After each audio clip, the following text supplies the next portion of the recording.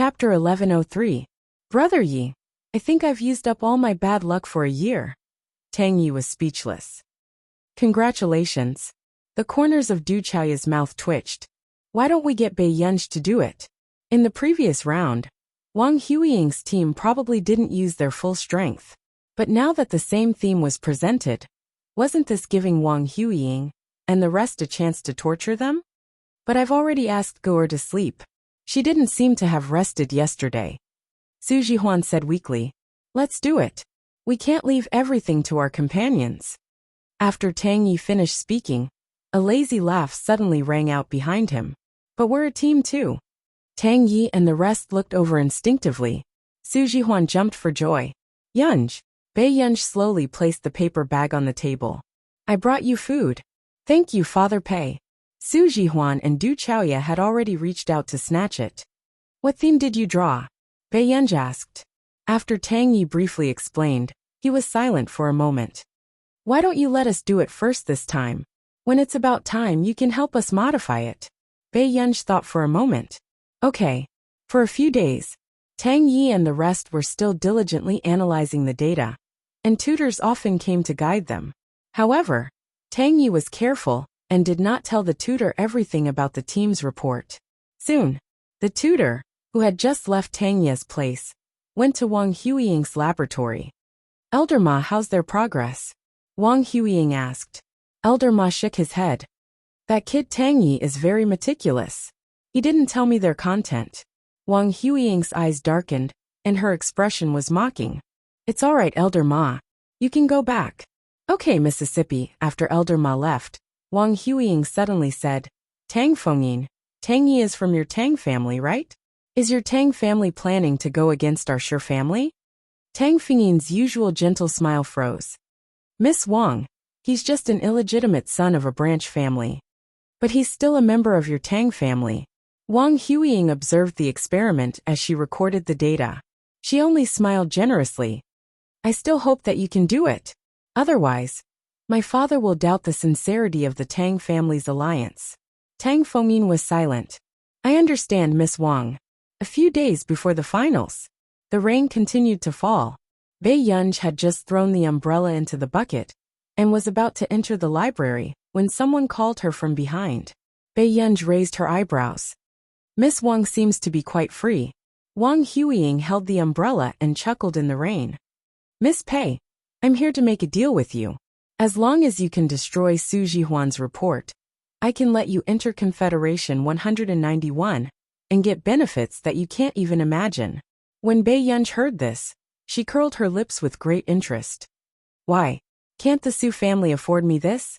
Wang Huiying's smile faded, and her eyes became gloomy.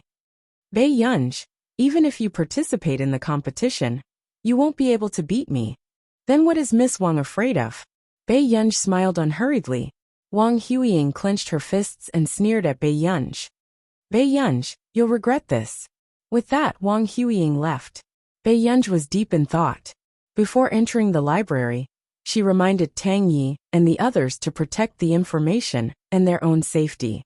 But what was hard to believe was that Wang Huiying dared to make a move outside the laboratory building one day before the finals.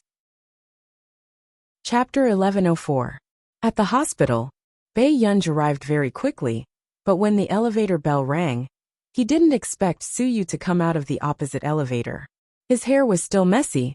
Bei Yunj didn't look at him anymore. He had just left when Su Yu followed closely behind. However, what Su Yu didn't expect was that when he saw Su Jihuan crying until her eyes were red, he subconsciously opened his hand. However, what he expected was not Su Jihuan throwing herself into his arms like before. Instead, Su Jihuan didn't even look at him. She ran over and hugged Bei Yunj. Yunj, brother, you lost a lot of blood. Su Jihuan's tears fell. Bei Yunj instinctively wanted to push her away. But seeing that Su Jihuan was crying sadly, he could only move his eyelids and slowly take out a tissue to wipe her tears. Old Du, what's wrong with Tang Yi? Du Chaoya said.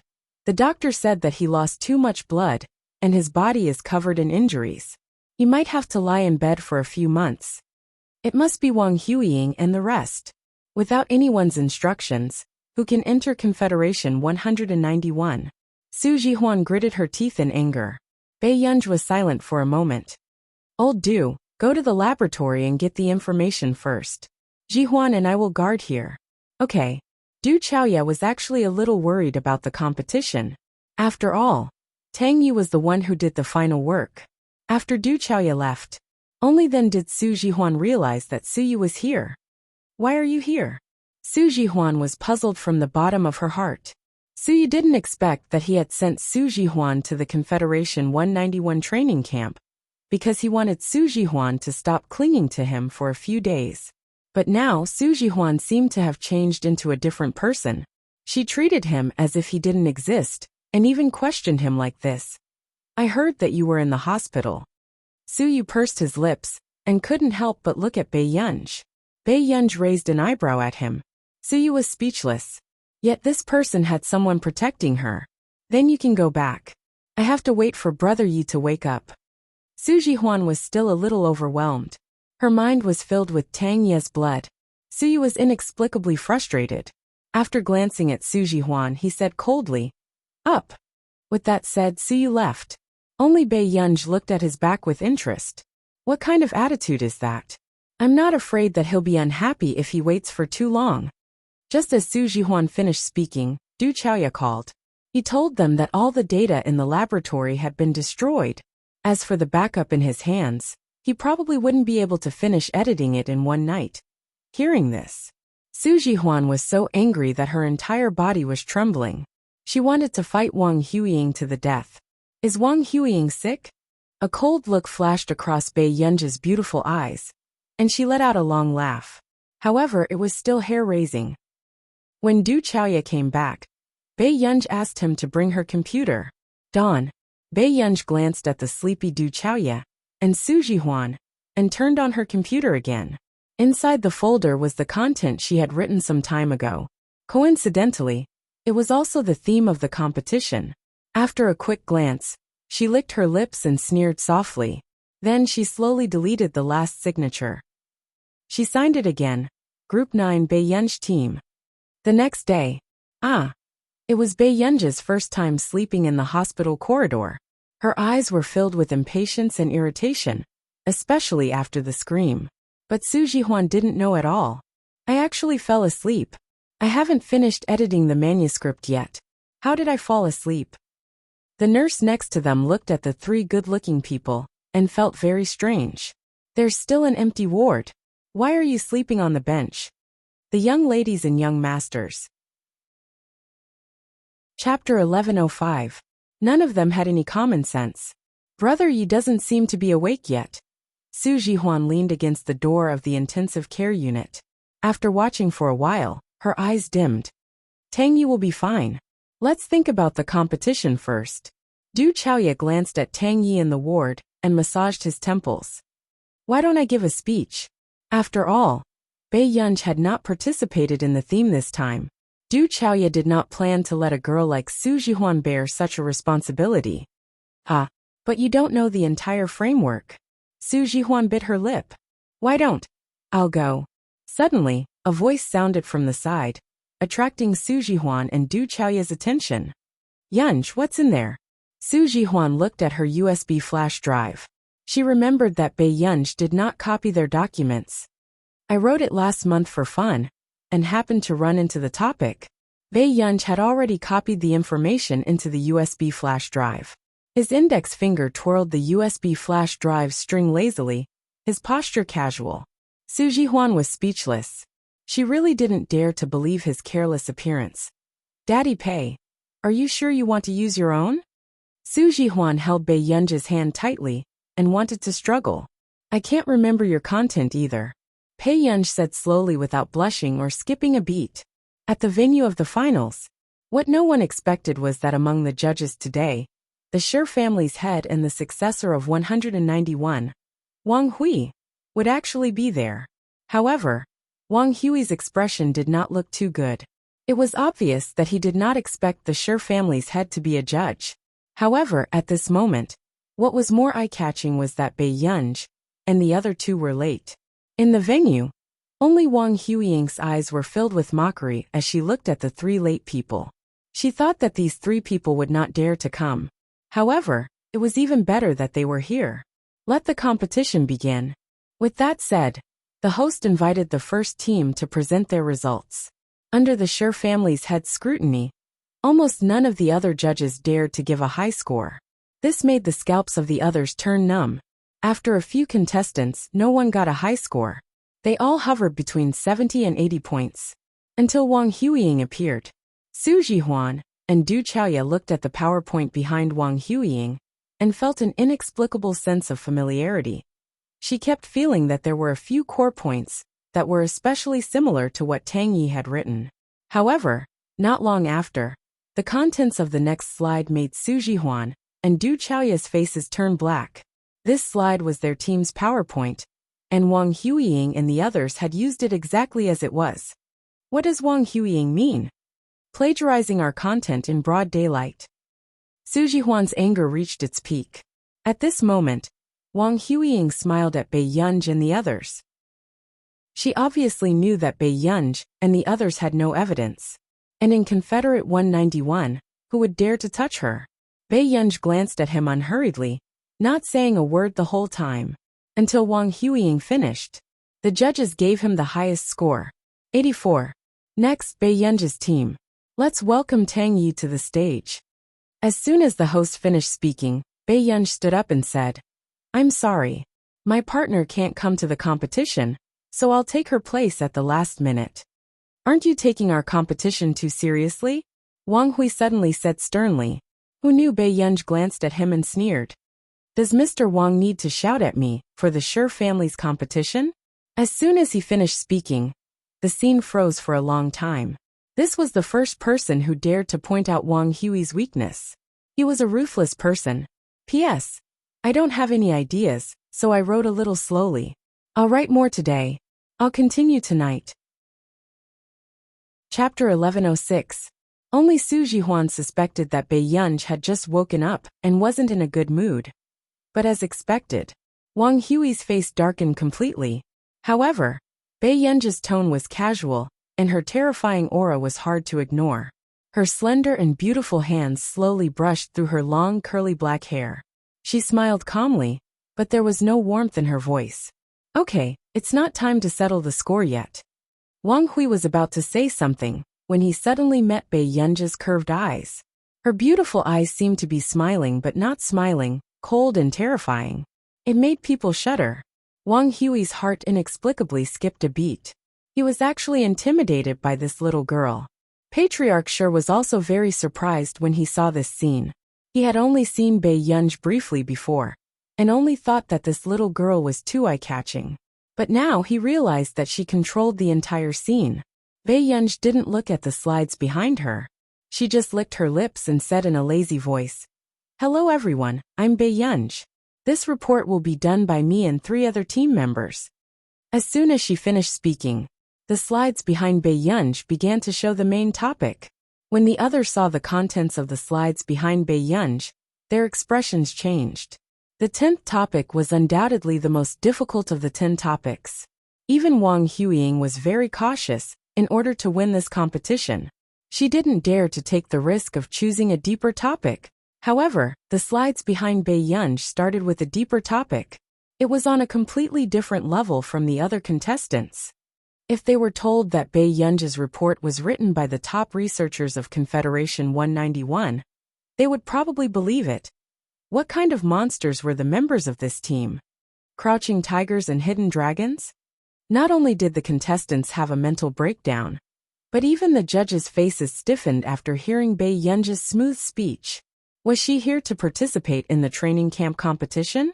This level of content was already not something they could comment on. For some reason, they felt like they had offended a big shot in the industry.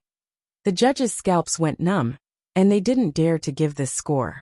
Du Chaoya and Su Jihuan were also stunned. Su Jihuan's breathing stagnated. She wrote this for fun? Du Chaoya. Meanwhile, the onlookers who weren't afraid of blowing up the matter were still discussing. F***CK. What kind of big shot is this Group 9 doing? Slapping the opposing genius group's face round after round? If I were Wang Huiying, I would be so angry that I would vomit blood.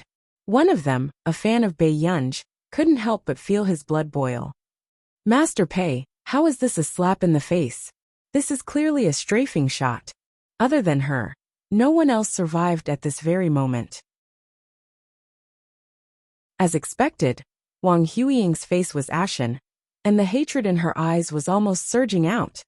Where did Bei Yunj's report come from? Or was Bei Yunj playing with her on purpose? Huiying, what should we do? Tang Fingyin's face was also pale, and he was already regretting it. If he hadn't found someone to injure Tang Yi, he wouldn't have let Bei Yunj go on stage. Wang Huiying pursed her lips and turned her head to see the head of the Shi family looking at Bei Yunj with sparkling eyes. He couldn't suppress his excitement. For some reason, she panicked and had a bad feeling. My report ends here. Thank you, everyone. As soon as Bei Yunj finished speaking, the judges felt uncomfortable no matter how they sat. They didn't know how to give this score. P.S. I can't take it anymore. I'm too sleepy. I'll wake up early tomorrow to finish these 3 chapters. Good night, everyone. End of chapter. Chapter 1107. The judges stared at each other in a deadlock. They were all egging each other on to be the first to give Bei Yunj a score. At this moment, Master Shi had just calmed down. He couldn't help but frown and ask, "What are you all waiting for?" After a long while, one of the judges said helplessly, "Master Shi, this score. How are we going to give her a score?"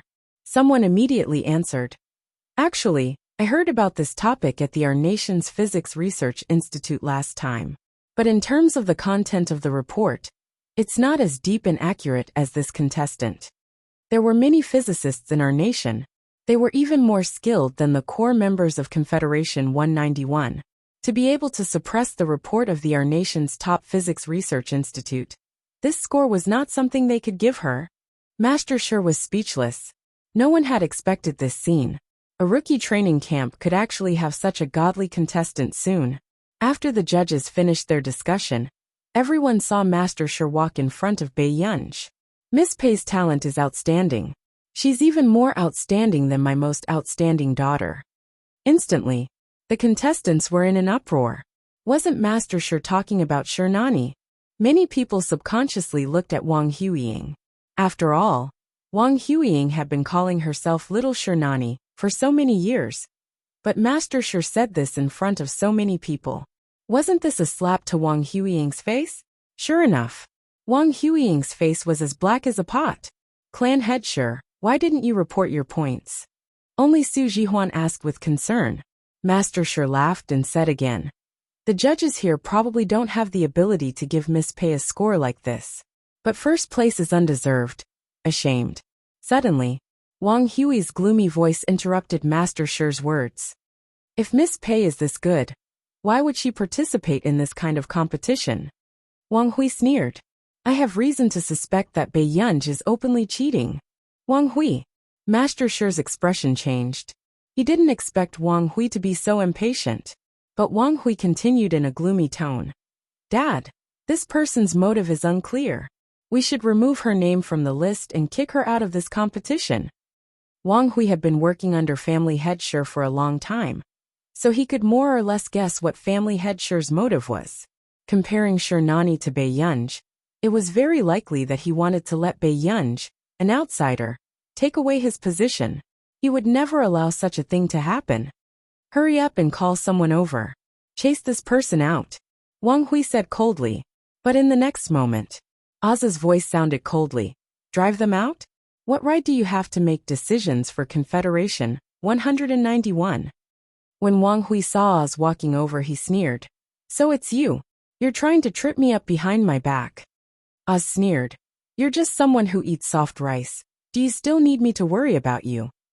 I'm here today because this girl is the successor that I've chosen for Miss Nan-yi. In your dreams. Wang Hui was furious, but then he sneered.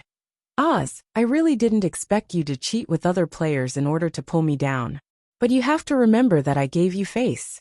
But since you still don't understand who's in charge here, then I'll chase you and Bei Yunj out today. Hearing this, before Wang Huiying had time to sneer, a voice suddenly sounded from outside the door. End of chapter. Chapter 1108. Who's tired of living now?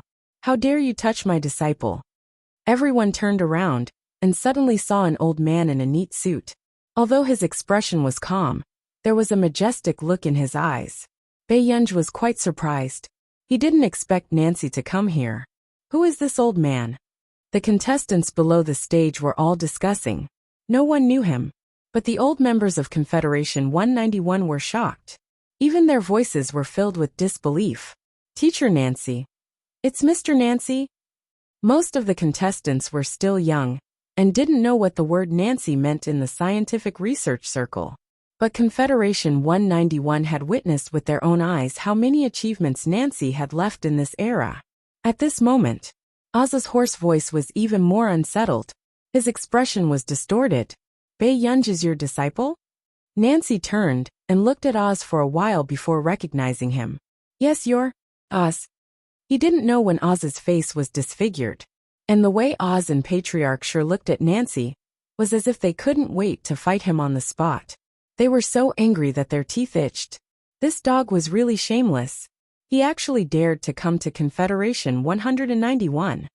Are you worthy of stepping into our Confederation 191? Patriarch's tone was angry. When Nancy heard this, he immediately sneered and retorted. Patriarch sure loves his son-in-law better than his daughter. Can't wait to fight for his son-in-law? You're slandering me. Patriarch sure was so angry that he almost fainted. He pointed at Nancy and gritted his teeth. You shameless thing. You've done so much evil, yet you're still blaming me. Baiyunj looked at this scene and couldn't help but twitch his eyelids. Master. As soon as he finished speaking, Nancy didn't continue to scold Patriarch sure. Baiyunj thought for a moment and said slowly, Patriarch sure, I understand that you have grudges with the previous generation. If you really hate my master that much, you can remove me from this first place. I also hope that 191, as the largest laboratory in Continent K, will treat my companions fairly. Hearing this, Su Jihuan and the other two couldn't help but look at Baiyunj. If it weren't for Baiyunj, how could they have gotten first place? But before they could say anything, Oz said, Little girl, the Confederacy 191 only has a problem with him. They have no problem with you. Nancy slowly turned to look at Baiyunj. Clearly, he didn't understand why the old bastards of Confederate 191 had such a different attitude towards his disciple. However, suddenly, Wang Hui's gloomy voice rang out. No wonder Baiyunj's team was able to submit such a report. It seems that even after so many years, Mr. Nancy still can't forget Confederate 191. Do you think everyone is like you, someone who likes to live off women? Nancy sneered. She was merciless in attacking her enemy. As expected, Wang Hui's face darkened. After all, with such a peerless master like me, it's hard for my disciple to fail even if he doesn't want to. Nancy was still sighing with emotion, but her heart was blooming with joy. Who would have thought that his disciple would be able to slap Wang Hui's face? Baiyunj. But in the next moment, however, Patriarch sure hurriedly ignored him and walked to Baiyunj's side. Yunj, why don't you consider removing your master-disciple relationship with that old thing? Our Confederacy 191 has high hopes for you. Patriarch sure was just short of saying, What do you think of my position? Baiyunj was speechless. Sure Hongson, what do you mean? Are you trying to steal my disciple in front of me? Nancy said with a shocked and angry expression. End of chapter. Chapter 1109. The head of the Sure family couldn't hold back his anger. Nancy, so what if I poached your disciple? You even poached my daughter, and you still have the cheek to criticize me? Baiyunj's eyelids twitched. When the head of the Sure family thought of his daughter, he couldn't help but tear up. Do you think it's easy for me? I raised ye all by myself. Originally, I just wanted to find someone worthy of her trust. But what about you? Eloping with her? Now that Yi is gone, I just want to find her a disciple to take over. How am I wrong? Hearing this, Nancy paused. He didn't expect that the head of the Sure family wanted to keep Baiyunj to find a successor for Sure Nani. After a short silence, Nancy was a little helpless. This matter still depends on what Guer thinks. Oz glanced at Nancy coldly and said in a sarcastic tone, "You taught her well. You didn't let the little girl join Confederation 191. I've been persuading her all this time, but she refused to be Miss Nani's disciple." Nancy, he didn't expect this either. After all, Bae-yunj didn't even mention it to him.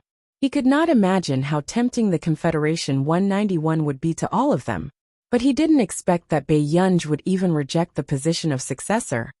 "Go if you want, I won't stop you." Nancy was touched and immediately said. Unexpectedly, Bae-yunj glanced at him slowly and chuckled softly. "No need, Master. Master, I have no choice but to take over your territory." Nancy's emotions dissipated instantly. The head of the Sure family. How did Nancy trick this girl to become his disciple back then? At this moment, Wang Hui and Wang Huiying's eyes had completely darkened. Soon one of Wang Hui's men said, "Master, but our successor has always been Mr. Wang Hui. I only let him temporarily manage the 191 successor, but I never promised him that he would definitely inherit this position." These words made Wang Hui's eyes even colder. "So I've worked hard for Confederation 191 for so many years, but the head of the family is not moved at all?" Patriarch Sure said calmly, "Wang Hui, I've said it before. I hope that this position can be inherited by a capable person. Painted Oriole is indeed capable. I can let her continue to stay in Confederate 191. However, she's not suitable for the position of successor in the future, and neither are you." These words made Wang Hui even angrier. He sneered, Good. Patriarch Sure was indeed bold, but do you really think that Confederation 191 can survive without me? After Wang Hui said this specious sentence, he turned around and left angrily. Wang Huiying looked at Bae-yunj with a venomous look in her eyes. She had never expected that Bae-yunj would mess up the plan her father had set up for so many years. After the event ended, Master Sure, for Wang Hui to be able to control the operations of Confederation 191 for so many years, I'm afraid the people behind him are not to be trifled with. Us suddenly said, "How could I not know?" Patriarch Sure smiled and said, "But I always dream of Nanny crying to me, saying that she doesn't want to marry Wang Hui and doesn't want to have anything to do with him. Even if something happens, I'll take responsibility for that little girl, as long as she's willing to inherit Nanyi's position." Us didn't say anything. Outside the building, Bae-yunj was still listening to Nancy's incessant nagging about the benefits of being the successor of Confederation 191 until she caught a glimpse of someone not far away. Her eyes curved. "Master, we'll talk about other things later. I'll go back first." "Wait you." Before Nancy could finish speaking, he saw Bae-yunj running towards the man not far away. Although he was far away, Nancy could still vaguely see that the man was handsome. He was wearing a black and gray woolen coat and had a noble temperament. Only Bae-yunj ran closer and saw that the man's short black hair was stained with snow. His expression was light, but his light-colored eyes were staring straight at her. Bae-yunj's heart skipped a beat. Suddenly, she only heard the man chuckle. Bae-yunj thought that her thoughts had been seen through, and her tone was not very good. "What are you laughing at?" "It's quite good." The man naturally held the little girl's hand. His magnetic and deep voice had a smile that made people blush and their hearts race. He said lazily, "It seems that there are no male classmates in the training camp who are better looking than me." Bae-yunj? After not seeing him for so long, this D***Imen man's first words were flirtatious? After getting into the car, Bae-yunj did not look at Hoshidu, but after a while, Bae-yunj felt that something was wrong with this route. She asked, "Where are we going?" The man said unhurriedly, "Luosie's place." "Bae-yunj, you don't want to go? Just help me test a new machine, okay? Union?" The man's deep voice was extremely seductive, but his hand gently pinched her palm and rubbed it gently, making her heart itch. They walked into Luosie's laboratory. Luosie also had a sour expression on his face, but he did not expect to see Bae-yunj's expression when he looked up. This person was even better at showing expressions than him. Luosie sneered, and could not help but glance at Hoshidu. How did Bae-yunj look like there was something wrong with him? "Miss Pei has been sent here by Master Du time and time again. Could there really be a problem? Bei Yunj heard Luo Xie's probing and looked up at him. But in the next moment, Luo Xie mocked. If your heart is really twisted and you like to find trouble with others, this is an education problem. I can't help you. Bei Yunj sneered. Dr. Luo is still single and likes to go around acknowledging relatives and educating them. If you really have some hidden illness, why don't you go see a doctor? Instantly, Luo Xie's face darkened. What did Bei Yunj mean? Did she say that he had a problem in that area? Outside the door, Zhou Yu walked to Huashida's side and reported about Confederation 191. Huashidu raised his eyebrows. He did not expect Shi Hongxin to be willing to pass his position to Bei Yunj. Zhou Yu glanced at Huashidu and said, Master Du, this Wang Hui is also valuable to us. After all, Wang Hui was also a chess piece that Huashidu had set up in Confederation 191. Therefore, when Wang Hui contacted Zhou Yu through someone and hoped that Zhou Yu could help him, Zhou Yu hesitated. Zhou Yu, you've gone overboard.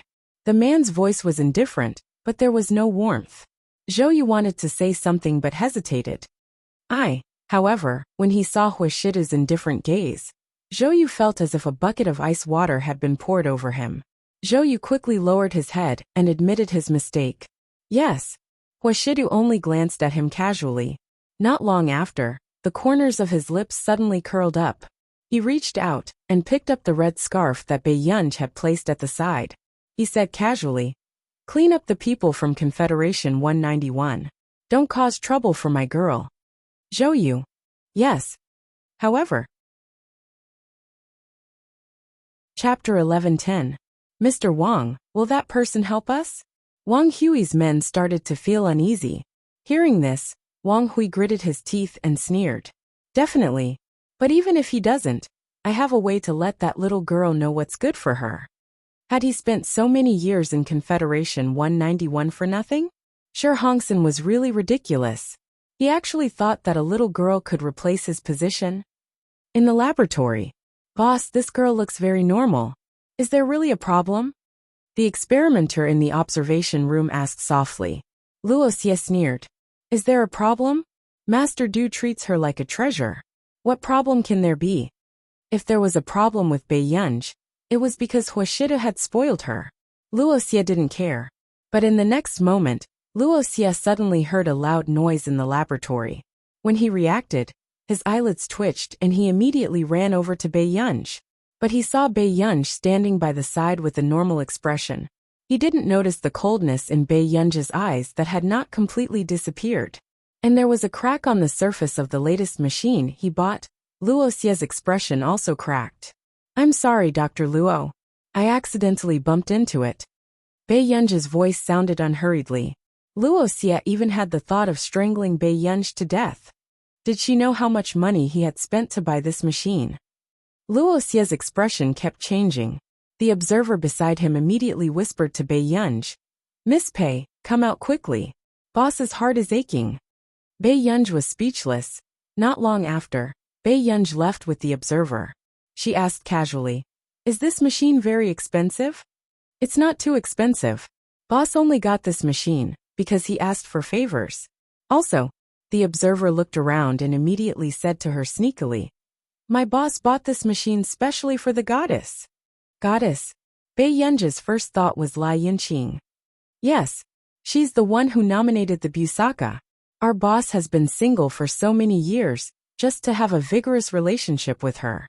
The researcher said excitedly. Bei Yunj felt a chill run down her spine. The next moment, the man's voice sounded indifferently. Yin Yun. Inexplicably, Bei Yunj seemed to sense the coldness in the man's voice. But when she came back to her senses, Bei Yunj felt that she was overthinking. Brother. Bei Yunj walked up to the man. However, before Huashidu could speak, Luo Xie walked over quickly and even asked his laboratory staff to leave the hall. Luo Xie looked at Bei Yunj silently, and his attitude changed. Miss Pei, I hope you can accept my face-to-face examination. Luo Xie couldn't help but look at Bei Yunj when he thought of the data he had just seen on the machine. Initially, Luo Xie had thought that Huashidu was making a fuss over nothing. What could have happened to Bei Yunj? But now, He realized that Huashida's motive for returning to Continent K was very likely to be for Bei Yunj. Bei Yunj glanced at Luoxia expressionlessly, but she kept suppressing the dark thoughts in her heart. The atmosphere suddenly turned silent. Huashida lowered his eyes and looked at her. After a while, Bei Yunj heard the man suddenly speak. "Forget it if you don't want to see it." Luoxia instinctively looked up at him. "Master Du." Luoxia was getting more and more confused by Huashida's thoughts. End of chapter. Chapter 11:11. Luoxia, continue with your work. With that said, Huashida left with Bei Yunj. However, in the car, Huashida received a message from Luoxia and the data recorded by the machine. Luoxia suggested that he bring her to his laboratory again to investigate the cause of Bei Yunj's illness. Huashida's eyes were dark. Not long after, he put his phone back into his pocket. In the blink of an eye, Huashida saw Bei Yunj looking at him. The machine just now affected brain activity through brainwaves. Bei Yunj's emotions were more or less affected. For a moment, she could not get rid of the dark thoughts in her mind. Bei Yunj had just calmed down and was still thinking about how to speak to Huashidu. However, she did not expect to hear the man's deep and magnetic voice. "We're returning to Yunqing in 2 days." Bei Yunj's long eyelashes fluttered slightly, and she quickly licked her red lips. After a while, she asked, "Aren't you going to continue the examination?" With that said, Bei Yunj did not hear Huashida speak and looked up instinctively. However, she did not expect the man to stare straight at her. The corners of his upturned eyes were charming, and he chuckled in a low voice. It was as if he was making a serious promise to her. He said slowly, "Bei Yunj, we still have a long time in the future." Bei Yunj's heart thumped unnaturally, and she looked away hurriedly. However, the man's lips curled up. Back at the manor, Bei Yunj watched as Zhou Yu and Seng Su watered the flowers not far away and called Nance. "Other than Luoxia, do I have any other choice?" Nance did not expect Bei Yunj to take the initiative to talk to him about this one day. He snorted, "You still know that I'm your master. I thought you were going to look for Zhong Xinglin again." Nance quickly got to the point. "Yunj, Luoxia is your most suitable choice now." Bei Yunj was speechless. Now, Bei Yunj's scalp turned numb at the thought of what the experimenter had said about a romantic relationship between an older woman and a younger man. "Change it." Bei Yunj was silent for a moment. "Besides, I don't want anyone to know about it for the time being." "Do you not want others to know? Or do you not want your brother to know?" Nancy smiled. "Bei Yunj." Other than Huashidu, there was no one else who said that. Nance knew that Huashida's identity was not simple. He had also heard Zhong Xinglin mention Huashidu before. Although he didn't know much about this young man, there was one thing he was sure of. Perhaps even Bei Yunj herself didn't know what this man thought of her. Thinking of this, Nancy could not help but ask, "Guer, why can't you figure out such a simple question?" After a while, only then did Nancy hear her clear and melodious voice ring out. "Master, it's not like I can figure out everything." Nancy was stunned. After he came back to his senses, he remembered that Bei Yunj was only 19 or 20 years old. However, the more he interacted with Bei Yunj, the higher his expectations for her. It was easy for people to fall into a fallacy with such a genius. She had to be more knowledgeable than everyone else. Suddenly, Bei Yunj's voice interrupted his thoughts. She smiled lazily. "Master, I can inherit Madam's Confederation 191, but there's a score that I haven't settled yet." "What score?" "Confederation 191. No one understood why a group of people would suddenly appear. When they saw Wang Hui, they suddenly attacked him and beat him up until he couldn't even get up. Half a day later, Wang Huiying had just rushed to the hospital when she didn't expect to be slapped by Wang Hui out of nowhere. P.S. There are 2 more updates. If nothing goes wrong, there should be a mini update soon. End of this chapter. Chapter 11:12. Seeing this scene, a woman who looked similar to Wang Huiying hurriedly supported Wang Huiying. "Why did you hit your child? Your daughter came to the hospital to see you out of kindness." Shiruzhan's heart ached. "You should ask her. She can't even compete with Bei Yunj. Isn't it embarrassing?" Wang Hui's long-suppressed anger finally exploded. He pointed at Wang Huiying and scolded her. Wang Huiying covered her face with her hands. Her hair covered half of her face. After a long time she said gloomily, "Those people today must be Bei Yunji's men." Wang Hui's face darkened. He thought about how he was beaten up in Confederation 191, and his tone became even worse. "How did you know?" "I asked the Tang family to teach the illegitimate son of the Tang family a lesson. He's her teammate." Wang Huiying's hatred for Bei Yunji grew stronger. Bei Yunji was really arrogant. She actually hit her father. "Wang Huiying, you." Wang Hui's eyes darkened. He sneered angrily. "I didn't expect you to become so useless after so many years." Wang Huiying was his most successful genetic experiment subject. How could she be defeated by an ordinary person? Wang Huiying seemed to have been provoked. Her voice was sharp and she sneered. "Useless? Father, don't forget that if it weren't for me, grandfather wouldn't have considered letting you inherit the laboratory." But Wang Hui was even more furious when he heard this. "How dare you talk back to me?" Shiruzhen immediately protected her daughter. "Huiying didn't mean to provoke you. Don't treat your daughter like this." "I treat her like this? How much effort did I put in to nurture her? Look at the result.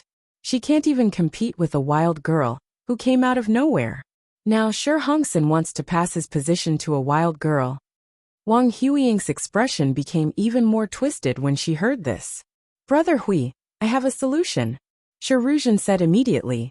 Wang Hui frowned. "What solution?" "Old Mr. Dongxi." Shiruzhen looked at Wang Huiying's red and swollen face, and a trace of heartache flashed across her eyes. Soon she said, "Elder Dong is father's teacher and the person with the most authority in Confederation 191. Father has always respected him. Therefore, as long as Elder Dong opposes father, there is still room for negotiation." Shiruzhen continued. "Elder Dong hasn't asked about anything in the laboratory in the past few years, but he has always favored Huiying." After listening, Wang Hui's complexion finally returned to normal, but Wang Huiying's gaze was malicious. This time, she would not let Bei Yunji off the hook. The college entrance examination was approaching and Bei Yunji had been receiving news from Qin Luyan and the other two. He was even pulled into a group chat, and the three of them took turns sharing the poisonous chicken soup that they had gotten from God knows where. Little clever trick that exploded in the college entrance examination circle. Her parents actually raised her to be the city's top scorer. Tens of thousands of parents who took the college entrance examination express regret that they did not buy these for their children. You're only 3 minutes away from the college entrance examination dark horse. In fact, Bei Yunji even saw by chance that Qin Yu had retracted an article. Parents did all this to raise the confidence of children, with poor results for the college entrance examination. The corners of Bei Yunji's lips twitched. Then he left the group chat expressionlessly. Suddenly, "What's going on? I heard that you rubbed Wang Huiying." Chapter 11:13. Bei Yunji threw her phone on the table and said casually, "Do you have a problem with that?" Si Qingyan was speechless. It had been a few months since they last met, but this person's temper had not decreased. "No problem. However, I've long heard that Wang Huiying used you as a stepping stone back then. Everyone said that only she could surpass you." Si Qingyan raised an eyebrow, gloating indescribably. Wang Huiying probably wouldn't have thought that she was the one being hammered. "Did you come to Continent K just to gossip?" Bei Yunji asked slowly. "What nonsense are you talking about?" "It's all because old Master Zhong couldn't bear to use his ultimate move and let you compete with Lai Yunqing. So he called me here." Bei Yunji asked excitedly, "You won?" Si Qingyan did not deny it. Of course. After all, Si Qingyan had become a professor at Yunqing University at such a young age. Of course his talent was not bad.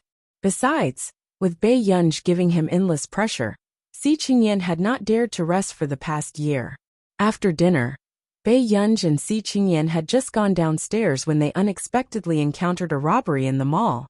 The sound of a gunshot caused a commotion on the field. Continent K was not like Country A.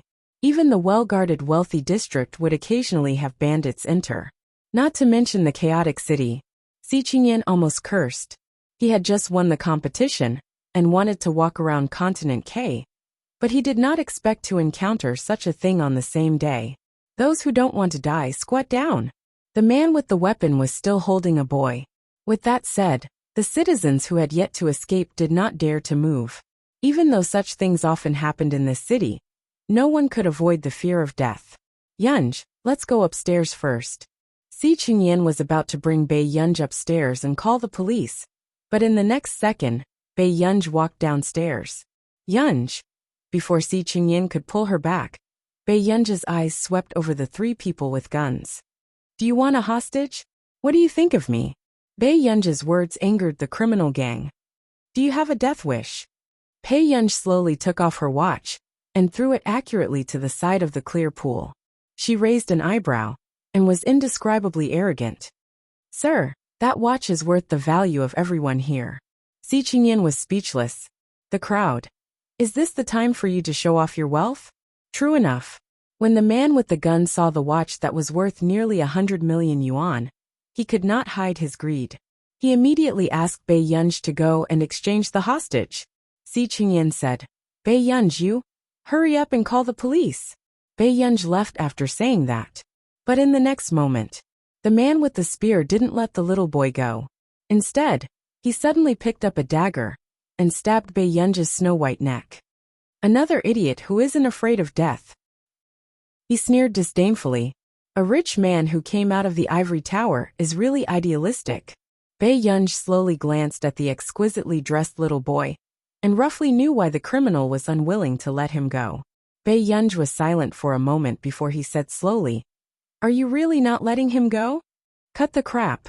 Get your parents to. Before the criminal could finish speaking, a painful howl attracted everyone's attention. No one thought that an exquisite and beautiful little girl could do such a thing. Then, the two accomplices of the criminal quickly aimed their weapons at Bei Yunj. End of chapter.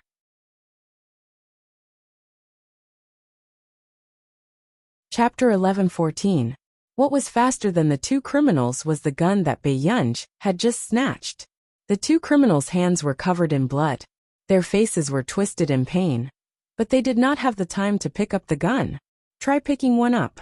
Suddenly, Bei Yunj's half-smiling voice landed in their ears. It was very frivolous. Let's see if I'm accurate at shooting. As soon as she finished speaking, not only the criminals, but everyone else also felt a chill run down their spines. No one dared to pick it up. After all, this girl could shoot through their hands from such a long distance. A shadow of fear covered their hearts, and the burning pain in their hands was unbearable. It was obvious that this girl had practiced before. The next moment, the guns beside the two of them were kicked away. Si Qingyan had just finished the call when he saw that Bei Yunj had already kidnapped the criminals. A few minutes later, Si Qingyan understood why Bei Yunj asked him to call the police. She just wanted to find someone to deal with the aftermath. It was not only Si Qingyan. The police car that came also felt a chill run down Bei Yunj's spine. Miss, from such a long distance, have you practiced before? He had been a police officer for 3 seconds, but he did not have such accurate marksmanship. I played for 2 years. After Bei Yunj finished speaking slowly, Si Qingyan's scalp went numb. Did this person have 100 hours a day? It was fine if she knew computer science, mathematics, and physics, but she had even played with such bloody things. There's also a little boy inside. He must have been kidnapped. After Bei Yunj reminded him, Si Qingyan pulled her away and reprimanded her, saying that she was not afraid of losing her life. After listening for a long time, Bei Yunj finally realized that the watch Qin Luyan had given her was still in the pool. However, when Bei Yunj went to pick it up, the watch was already gone. In this world, people are not what they used to be. Si Qingyan gloated as he felt pity. These people are really worse than you.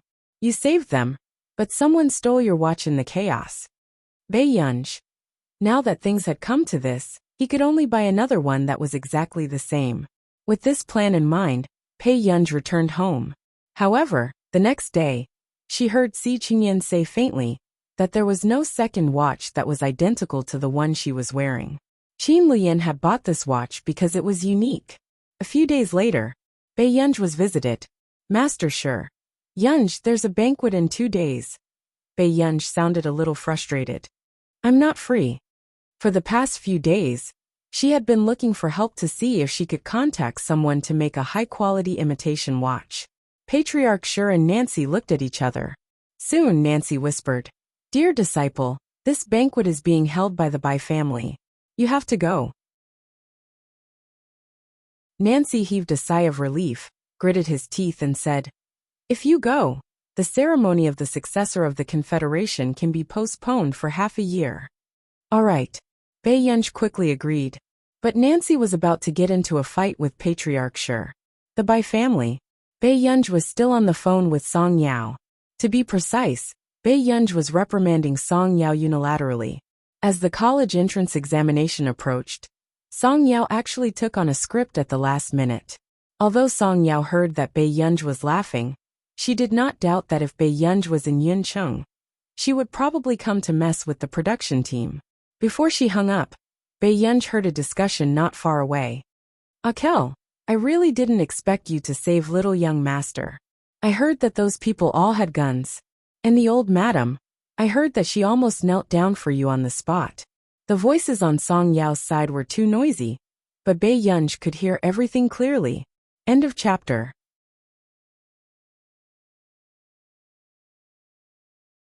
Chapter 11:15. The girl who answered just smiled and said, I just happened to bump into him. With that said, Tong Li quickly changed the topic and walked to a corner.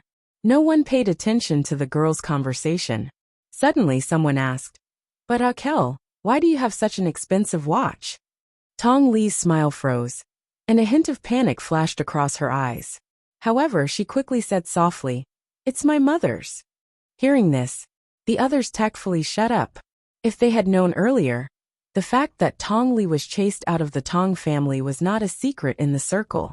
However, they did not expect that the head of the Tong family would like his lover so much that he would even give her a 9-figure watch. No one noticed that Tong Li could not help but cover the watch on her wrist with her shawl. At the same time, she also covered her trembling hand. 2 days ago, when she was taken away by the Bai family, she panicked and thought that the owner of the watch had come looking for her. However, she did not expect that it was the young master of the Bai family who came looking for their benefactor. Tong Li felt even more depressed. If the young master was not blind, she might have been criticized by everyone for taking that watch in the chaos. She would not be standing here and being treated as a noble by Madame Bai. Thinking of this, Tong Li could not help but look sarcastic. Some people were born with good luck and could even throw away a watch worth nearly 100 million. However, she was chased out of the family with her seriously ill mother when she became an adult. Now she had to rely on others' kindness to gain their attention. Akel, congratulations. Tong Li turned around and saw that Wang Huiying had come to greet her. She was a little flattered. Huiying. However, on second thought, the Bai family's status in Continent K was comparable to the Confederation 191. It was only right that Wang Huiying came to greet her. I just came from Elder Dong's place and brought you good news. Elder Dong has agreed to accept you as his disciple. After Wang Huiying finished speaking, Tong Li was overjoyed. Really? It was difficult to walk in the scientific research circle in Continent K without connections.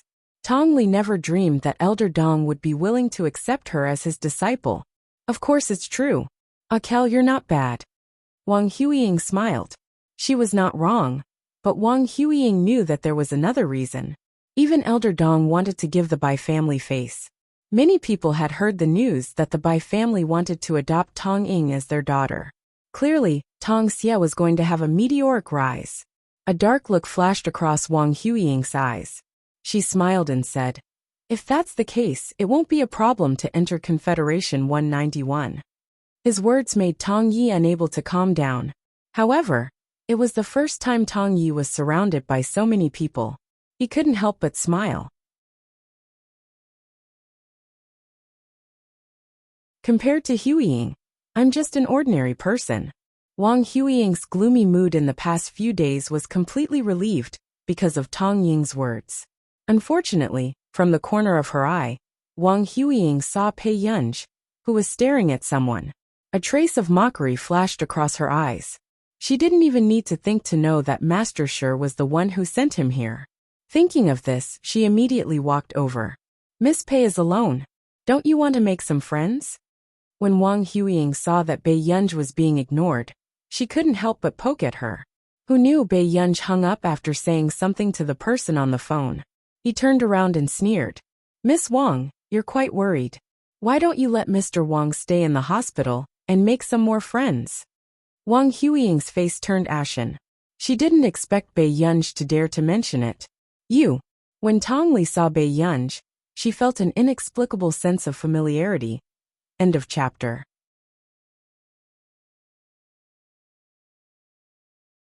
Chapter 11:16. At that time, Bei Yunj was dressed so tightly that Tong Hua did not recognize her. Bei Yunj, you have to know that you don't have the right to attend this banquet. Wang Huiying gritted her teeth and sneered. This was the first time Wang Huiying had openly challenged someone. Many people were surprised. However, most of them were just here to watch the show. Offending Wang Huiying would not end well in Continent K. Sure enough, the butler came over because of the commotion.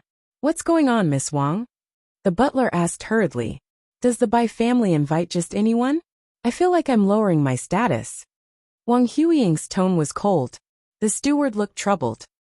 Today's banquet is specially organized for the young master and Miss Tong. All the guests invited are important guests. At this moment, Tong Hua's eyes darkened. She looked at Bei Yunj and knew that her chance had come. The socialites in Continent K were also xenophobic. In the past, she was the one who was treated as an outsider. However, the most pitiful person was someone else now. However, Tong Hua did not sympathize with Bei Yunj. She only felt that Bei Yunj had asked for it since she dared to go against Wang Huiying. Huiying is my friend. Miss, since you're alone, why don't you sit at the back? Tong Hua said calmly. The butler hesitated when he heard this. He remembered that although this young lady had come alone, the invitation she received had arranged for her to have a first-class seat. It's not considered rude. The people at this table are all people like Elder Dong and Master Sure. Tong Hua's tone was gentle. She even smiled at Bei Yunj and asked, Miss Pei, you should understand, right? As soon as she finished speaking, Bei Yunj's gaze slowly swept over her. Tong Hua clenched her fists unconsciously. She felt an inexplicable pressure. However, the next moment. He only heard Bei Yunj scoff softly, but she did not say a word. Obviously, she did not take them seriously. Tong Hua's smile froze for a moment. Suddenly, someone congratulated them from not far away. Everyone turned around and saw that it was Madame Bai. Aku, are you still adapting here? Madame Bai looked at Tong Yi with a gentle gaze. She took her hand and attracted the envy of many people. Tong Li saved the young master of the Bai family. It was worth it to exchange for such treatment. Thank you, madam. I'm fine here. Tong Yi's lips curled up as well. She was grateful to Madame Bai for helping her out of her predicament. If the Bai family hadn't paid for her mother's treatment, she might have stolen the watch and sold it to the black market. You don't have to be so polite with me. Actually, I also hope that I can have a daughter. Madame Bai's hint made Tong Yi's eyes light up. However, in the next moment Madame Bai asked, What were you talking about? Tong Yi immediately said stiffly, Nothing important. We were just chatting. When Madame Bai heard this, she didn't pay much attention to it. However, when he glanced at Bei Yunj, who was not far away, a trace of amazement flashed through his eyes. Since when did Continent K have such a stunning beauty? Madame Bai was in a daze. Wang Huiying and Tong Yi's expressions changed slightly, but in his heart, he knew very well that even if that person didn't speak, it was still very difficult to ignore him. Madame Bai, long time no see. The familiar voice surprised Wang Huiying. She turned to look at Elder Dong, who was walking over. Elder Dong, it's my honor that you're willing to come. Madame Bai immediately greeted him with a smile. Great-grandfather Dong, you're finally here. Wang Huiying held Elder Dong's hand and said coquettishly, If I don't come, who's going to stand up for you? Elder Dong's words puzzled everyone. Stand up for what?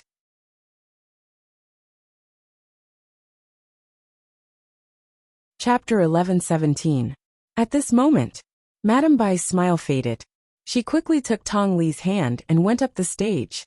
She chuckled and said, "Today's banquet was specially held for Ah Wu." The audience applauded. Elder Dong raised his eyebrows, but didn't say anything. Tong Li blushed. "Thank you, Madame Bai. What's there to thank me for?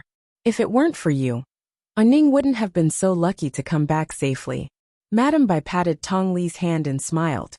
"I heard from the director that there weren't any casualties, because you fought back against the robbers."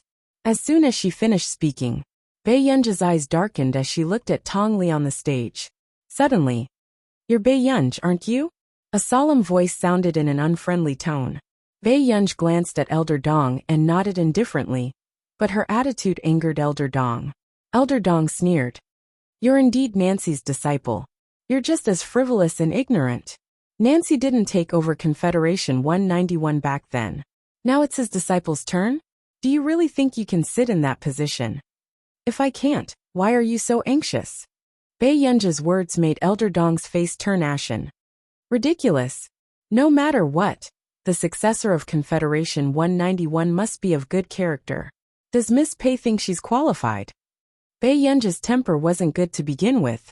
The next moment, Bei Yunji's slow tone was indeed infuriating. She sneered. "Why, Elder Dong, do you think you can cremate a few relics after you pass away 100 years ago?" As soon as she finished speaking, almost the entire place fell silent. These words were so ruthless that it made people tremble in fear. "Bastard!" Elder Dong was so angry that his whole body trembled. He slammed the table and stood up, unable to control his anger. The surrounding people were scared out of their wits. Wang Huiying's eyes were filled with sarcasm and coldness. Bei Yunji actually dared to offend Elder Dong. Wasn't she courting death? But then Madame Bai walked over. "What's going on?" Madame Bai subconsciously looked at Bei Yunji. She actually had a good impression of this young lady.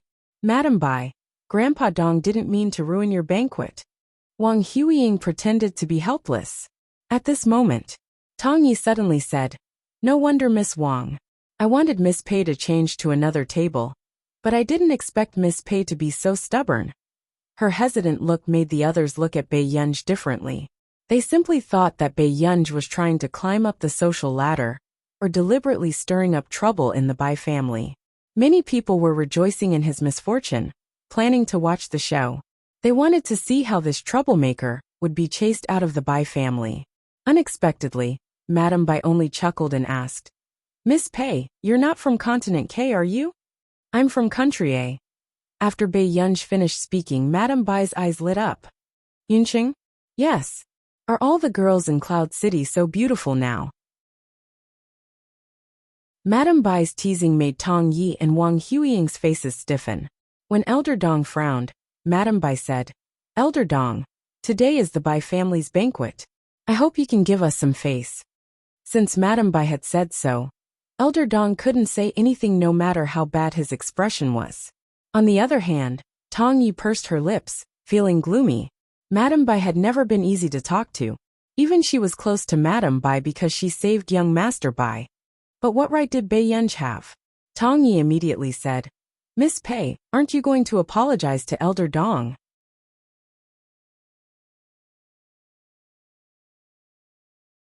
Chapter 11:18. No one said a word.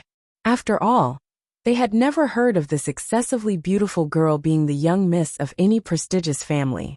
Who would be so bored as to provoke Elder Dong, and the Bai family's benefactor, for a girl? All of a sudden, Bei Yunji laughed and raised her beautiful eyes. She said calmly, "Miss Tong, since you're so concerned about others, when are you going to return my watch?" Hearing this, everyone else was confused. They didn't understand what was going on between Bei Yunji and Tong Hua. When Tong Wu heard this, she looked up abruptly. Her body stiffened and a chill ran down her spine. No wonder she found Bei Yunji's voice so familiar. She was the girl in the mall. Tong Hua's eyes were filled with fear and uneasiness. Her face turned even paler. "Miss Pei, what do you mean?" She didn't want to claim credit for taking Bei Yunji's watch. She just wanted to sell it on the black market to save money for her mother's treatment. She didn't expect the Bai family to treat her as their savior. Bei Yunji's eyes were cold. She suddenly laughed. Miss Tong, do you really think it's so easy to take my watch? Tong Hua instinctively covered the watch in her hand. She was nervous and scared, but her tone was cold. Miss Pei, don't talk nonsense. It was also Pei Yunji's first time meeting such a woman, who did such a stupid thing without hesitation.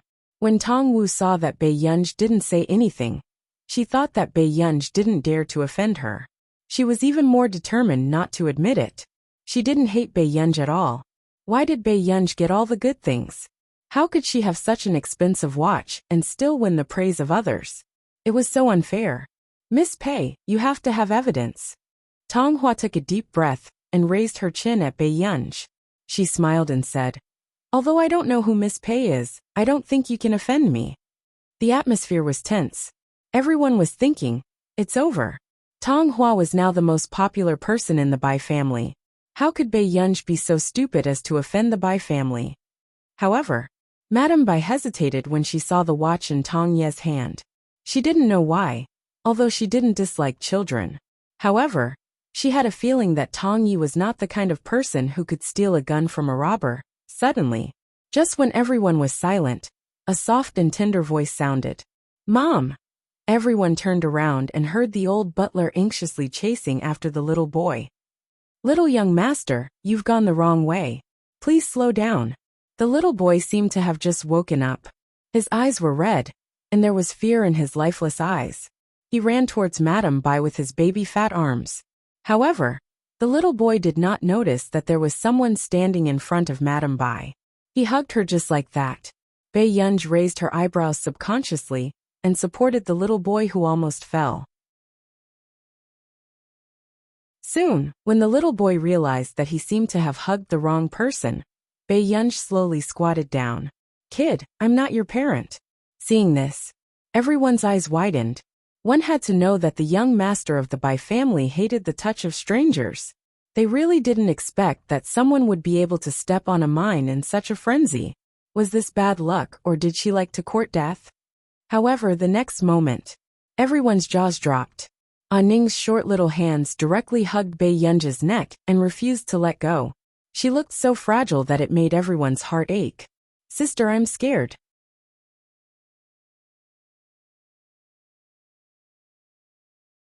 Chapter 11:19. The little boy rarely spoke, so his voice sounded sticky and a little twisted. She couldn't quite hear what he was saying, but Bei Yunji understood. Pei Yunji's neck was suddenly hugged and she bent over, unable to get up. She was surprised that this child could recognize her. However, Tong Hua's expression was as ugly as it could be, but before she could panic, Wang Huiying laughed and mocked her. Bei Yunji, Ning can't see anything. Aren't you too shameless to pretend to be a human? Tong Hua forced herself to calm down when she heard this. Her eyes turned cold, but she smiled and said, Miss Pei, are you here to cause trouble? At this moment, everyone looked like they had suddenly realized something. How could there be such a bad and stupid person who purposely came to provoke others? Everyone looked at Bei Yunji with disgust. However, Madame Bai didn't say anything and looked at Bei Yunji thoughtfully. Hence Elder Dong, who had noticed this, sneered. I don't need to tell you how much Ning's watch was sold for, right? Little girl, even if you want to lie, you have to know the truth first. Then you have to see if you're worthy. Do you know what kind of family the Tong family is? Indeed, it was also because of this that everyone was convinced. The Tong family was one of the top 5 families in Continent K, so it was reasonable for Tong Hua to buy this watch. But Bei Yunji, she didn't have any accessories on her body, and she didn't even wear an exquisite gown like the others. She only wore a simple white cotton shirt.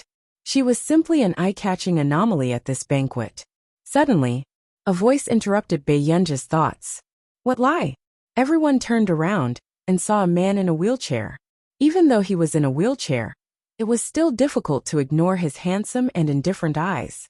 His figure was thin but slender. It's President Xiang.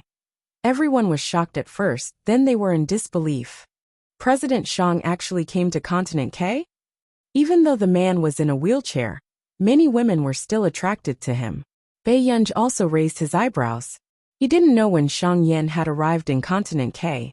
Elder Dong had also heard of Xiang Yan and didn't dare offend him. CEO Xiang, I'm sorry for letting you see such a dirty thing. Dirty business? Xiang Yan smiled, but his eyes were clear and pitch black. It was easy to be stunned. Yeah, you also sensed that Xiang Yan was angry. That's right, President Xiang. Madam Bai is holding a banquet for Miss Tong today.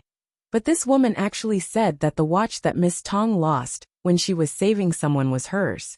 Immediately, someone took the opportunity to strike up a conversation with Xiang Yan, mocking Bai Yunj. But he didn't expect that. Xiang Yan only laughed ambiguously. The next moment, Xiang Yan's wheelchair slowly moved towards Tong Yi. Tong Yi looked at the man in front of her. Even though she knew that this man couldn't walk, she couldn't help but feel touched. Her face blushed. With such attractiveness, it wasn't difficult to tell how attractive Xiang Yan was before the accident. However, the man's next words made everyone's jaws drop. It's true that she doesn't know what kind of family the Tong family is. After all, she doesn't like to interfere in the company's matters. The man's slow words made everyone freeze. However, just as Tong Ye's face turned pale, the man said unhurriedly, "But since when can the heir of Higgins Corporation be found trouble?" With that said, the atmosphere suddenly fell silent before it boiled over. Everyone gasped. The heir of Higgins Corporation?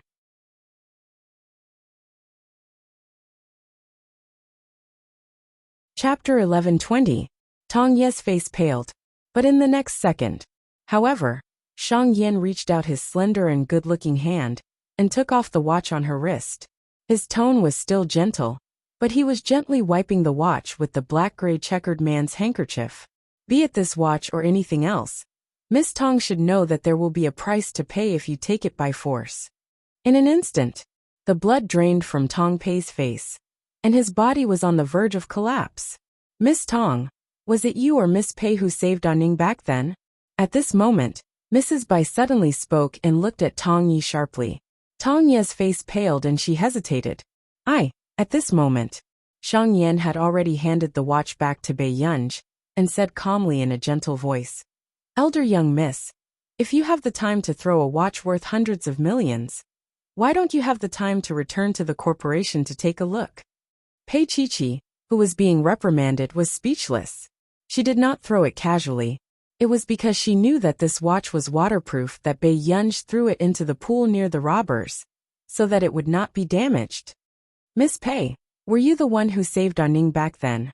Mrs. Bai was a little incoherent with excitement. The rest of the people were in disbelief. A dignified heir of Higgins Corporation would actually take such a risk to save someone. "I just happened to be here. I was having dinner with a friend." Bai Yunj had never liked to be particular about the ways of the world, so there was no fluctuation in her tone. However, Xiang Yan's voice continued. "To Yunj, this is not a big deal. Mrs. Bai, you don't have to take it to heart. Today's banquet was specially invited by the head of the Shi family. He hopes that Yunj can stay in Union 191. Hearing this, the rest of the people were still confused. However, Mrs. Bai immediately understood what Xiang Yan meant. Mrs. Bai smiled. "Perhaps to Miss Pei, it's not a big deal, but to me, it's a favor that I can't repay in my lifetime." She then looked at Bai Yunj, and her tone became even more serious. "If Miss Pei needs any help in the future, the Bai family will definitely cooperate fully." With that said, Tong Ye's face was pale, and she did not dare to face the current situation. She was afraid to see those disdainful and mocking gazes. However, in this circle, everyone kicked a man who was down. "No way. What era is this? Why is she still playing such shameless tricks? Tisk, serves him right for being chased out by the Tong clan. Now that you mention it, I think I know why the Tong family chased this pair of mother and daughter out." Everyone's words pierced Tong Ye's heart. She raised her head abruptly, and as expected, she was faced with a bunch of mocking faces. Even those who had just flattered her now had looks of anger or disgust on their faces. Tong Yi subconsciously looked at Elder Dong. However, Elder Dong's face was dark and gloomy. He glanced at her coldly, and then left. Elder Dong's attitude clearly meant that she would never have the chance to become Elder Dong's student again. Her face immediately turned red and green, and she felt as if she had fallen into an ice cellar. In just one night, she fell from the clouds to the mud and was stepped on by everyone. Madam Bai, you have to believe me. I didn't lie to you on purpose. Tong Wu stood in front of Madam Bai. Tears fell from her eyes. Her innocent face made people feel sorry for her.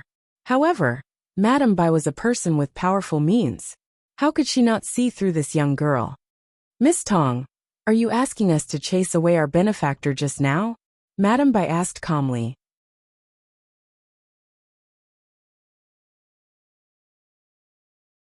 Chapter 11:21. Tong Wu was speechless. Do you want our Bai family to go back on our word and be used by you? Madam Bai's gaze was sharp, causing Tong Wu to freeze and not dare to look into her eyes. Madam Bai, I didn't. Tong Wu bit her lip tightly. Madam Bai took a deep breath and said in a cold tone, I can let this matter slide. But in the future, I don't want to see Miss Tong appear in front of me again. Tong Wu felt embarrassed and did not dare to face the gazes of others. She clenched her fists. Thank you, Madam Bai. Before leaving, Tong Wu also saw Bai Yunj chatting with Shang Yin not far away. There was an indescribable dark glint in her eyes, twisted and jealous. Why are you here? Bai Yunj glanced at Shang Yin. Nance knows that things can easily happen at banquets, so he asked me to come. Shang Yin said slowly. Besides, you didn't like any of the doctors I picked for you. With that said, Bai Yunj felt Shang Yan's gaze on her. Cui Hingchuan seems to have left Yunsheng. This matter is not urgent. After Bai Yunj finished speaking, he heard the noise around him, and did not have the patience to stay here any longer. He looked at him politely and asked, President Shang, shall we continue with the rest of the process? Shang Yan was speechless. Outside the door. If you can't choose within 2 months, I'll send everyone to you. Shang Yan sent Bai Yunj to the door, feeling at ease with his threat. Bai Yunj was speechless. Shang Yan had arranged at least 30 to 40 psychiatrists for her.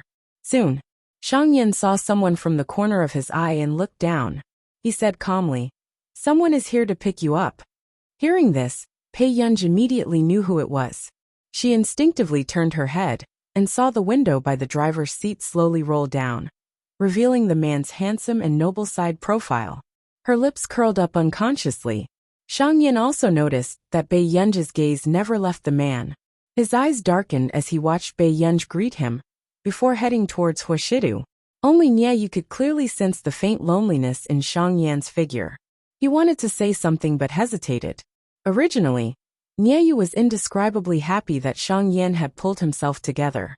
But looking at it now, Yu felt that Shang Yin was going to fall even deeper this time. Why did it have to be Miss Pei? In the car, Bai Yunj leaned back lazily and peeked at the man's carefree appearance from the rearview mirror. Shang Yan. Washida still had an impression of Shang Yan. Bai Yunj also raised her eyebrows. You remember? Hearing this, Washida glanced at her indifferently. Obviously, this little girl didn't know how much she could attract bees and butterflies. Actually, the first time he saw Shang Yan, Washida had sensed that the way Shang Yin looked at Bai Yunj was different. However, Shang Yin didn't seem to plan on letting Bai Yunj know about his thoughts.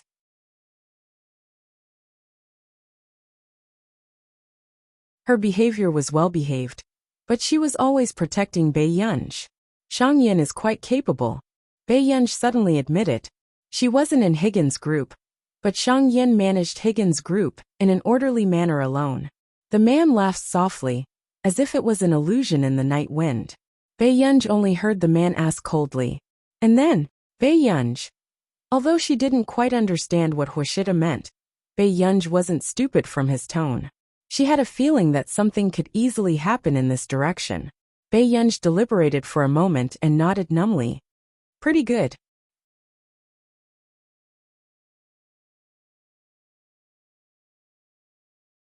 Chapter 11:22. Huashida subconsciously licked his thin red lips and laughed angrily. Back at the manor. Stay here. The man dropped a sentence and went upstairs without looking back. Bai Yunj? Bai Yunj started to think about what she had said just now to make this person unhappy. Why did he want her to reflect downstairs in the middle of the night? However, not long after, Bai Yunj saw the man come down with a medical kit. Sit properly. Huashidu opened the medical kit and slowly rolled up the girl's pants under Bei Yunji's suspicious gaze. Her slender calves were so fair that they were dazzling, but her knee was bruised and swollen. Blood was seeping out from the middle. Bei Yunj raised her eyebrows. She did not notice the injury on her knee, and thought that it was just a red and swollen patch that would heal in 2 days. It was only when the man held her slender and fair ankle and placed it on his thigh as he applied alcohol on her wound that Bei Yunj trembled slightly. Only then did she know how painful it was. The man paused and became even gentler and more careful. From time to time, he would gently blow at her wound. The numbing itch made Bei Yunj's body go soft for some reason. Bei Yunj watched as the man lowered his head and treated her wound. Her beautiful eyes darkened, but her thoughts ran wild. After Huashida finished treating her wound, the corners of her lips curved up. Suddenly, she supported herself on the sofa with one hand and leaned closer to the man. She smiled and said, "Brother, I'm going to take the college entrance examination in a few days. When do you think is suitable for me to start dating?" The man's eyes were dark and gloomy. The moment he looked up, he met her beautiful and seductive eyes. This little girl probably didn't know the consequences of flirting, especially for a man who had been enduring and restraining himself. Washida's Adam's apple bobbed. When he spoke again, his voice was hoarse, but it was hopelessly sexy. "When do you want to start dating?" Bei Yunji's mind was only thinking about when to kidnap this D*MN man into bed. Looking at the man's fixed gaze, she almost couldn't help but ask him if he wanted to hit a home run. Bei Yunji's beautiful canine teeth subconsciously rubbed the side of her cheeks to wake herself up. It can't be too late. A young girl of this age dashed around recklessly, and the way she played straight balls was simply frightening. The man's eyes were so dark that ink could drip out. Looking at the girl with slender legs on the sofa, his eyes were also stimulated by that touch of whiteness. Yes, the man's deep voice was faint, but it revealed an unconcealable hoarseness and lust. On the plane, Bei Yunj leaned back lazily. Suddenly, a girl came up to her and called out sneakily, "Miss?" Bei Yunj raised her eyebrows and slowly opened her eyes. She thought they were almost there. In the end, it was a little girl with a pair of doe eyes. She looked around furtively and asked carefully, "Miss, does your brother have a girlfriend?" After that, the little girl's face turned red. Bei Yunj hesitated for a moment and rubbed her forehead. She looked up and asked, "Which one?" "The one who sat next to you just now. Wasn't he a little too handsome?" With the face of a top-notch scumbag and those peach blossom eyes, it was as if there were 100,000 Pikachu running in my heart. The girl was extremely excited. Bei Yunj was silent. After a long while, she slowly removed the brim of her cap and mask, revealing a bright and flamboyant face.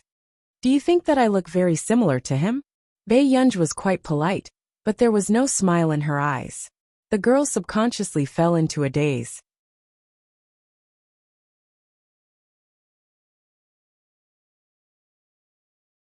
Chapter 11:23. At first, when she heard Bei Yunj call the man next door brother, she thought that it was an ordinary sibling relationship. But now, looking at Bei Yunj's excessively beautiful face, she was obviously wrong. She had thought that it was a sibling relationship, but in the end, it turned out to be a couple. Huashidu had just returned, and Sing-Su followed him respectfully. "Miss, are you hungry?" Bei Yunj did not say anything. Sing-Su probed, "What do you want to eat?" Bei Yunj glanced at the person beside her and pulled down her hat again. She said faintly, "Pikachu." "Sing-Su." In the airport. It was empty and bright. There was a cool breeze in the airport. Outside the huge glass wall, there were clear clouds. Walking on the white bricks that reflected the changing wind and clouds outside, the people who could distinguish the sky from the ground were the pedestrians coming and going.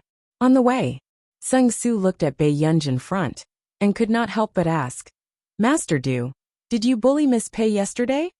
Huashida's cold gaze quickly swept past him. Sung-Su shut his mouth. It was only when he saw Bei Yunj sitting in the front passenger seat that the man licked his itchy teeth. He felt that it was not a good thing for this child to sulk. Not long after, Bei Yunj, who was sorting out her emotions, realized that Sung-soo was also here today. The person driving should be Sung-soo too. However, when she regained her senses, Bae-yeon was about to get out of the car when she saw Hwashidu open the door of the driver's seat and sit in. Bae-yeon watched as Hwashidu started the car. Why was the atmosphere not right? However, looking at the man's eyes, Bae-yeon did not react for a moment before she received a call. Bae-yeon turned on her phone. It was probably Shang Yen, who wanted to ask if she had arrived in Yuncheon. Seeing that the atmosphere was slightly quiet, Bae-yeon picked up the call and silently turned her head to the side, answering Shang Yen intermittently. It was probably about the company and the doctor's resume that he had sent over. They chatted for a few minutes. Shang Yen suddenly fell silent and asked, "Did you quarrel with Mr. Hua?" Bae-yeon paused. "I don't think so." Shang Yen could not help but chuckle when he heard that. He suddenly felt that Hwashidu was quite pitiful sometimes. He pretended to ask, "Eldest miss, when do you think you can treat me to a meal?" "Eat." Bae-yeon raised her eyebrows. "You came to Yuncheon? When?" As soon as he finished speaking, by the time Bae-yeon realized what had happened, her phone had already fallen into someone else's hand, and the car had already stopped by the side of the road. The man said casually, "President Shang, if you want to come to Yuncheon for a meal, you can come anytime. I'm always free." Hearing this, Shang Yen smiled. "All right, I'll definitely visit if I have the chance." The call was hung up. Bae-yeon was also looking at him.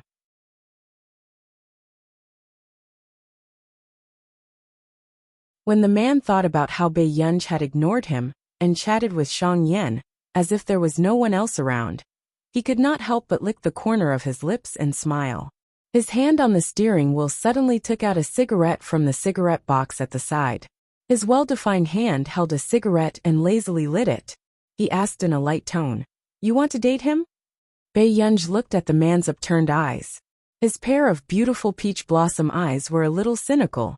However, there was no smile in his eyes, but it still made her heart itch. "What?" Bae-yeon was a little seduced by the way the man smoked.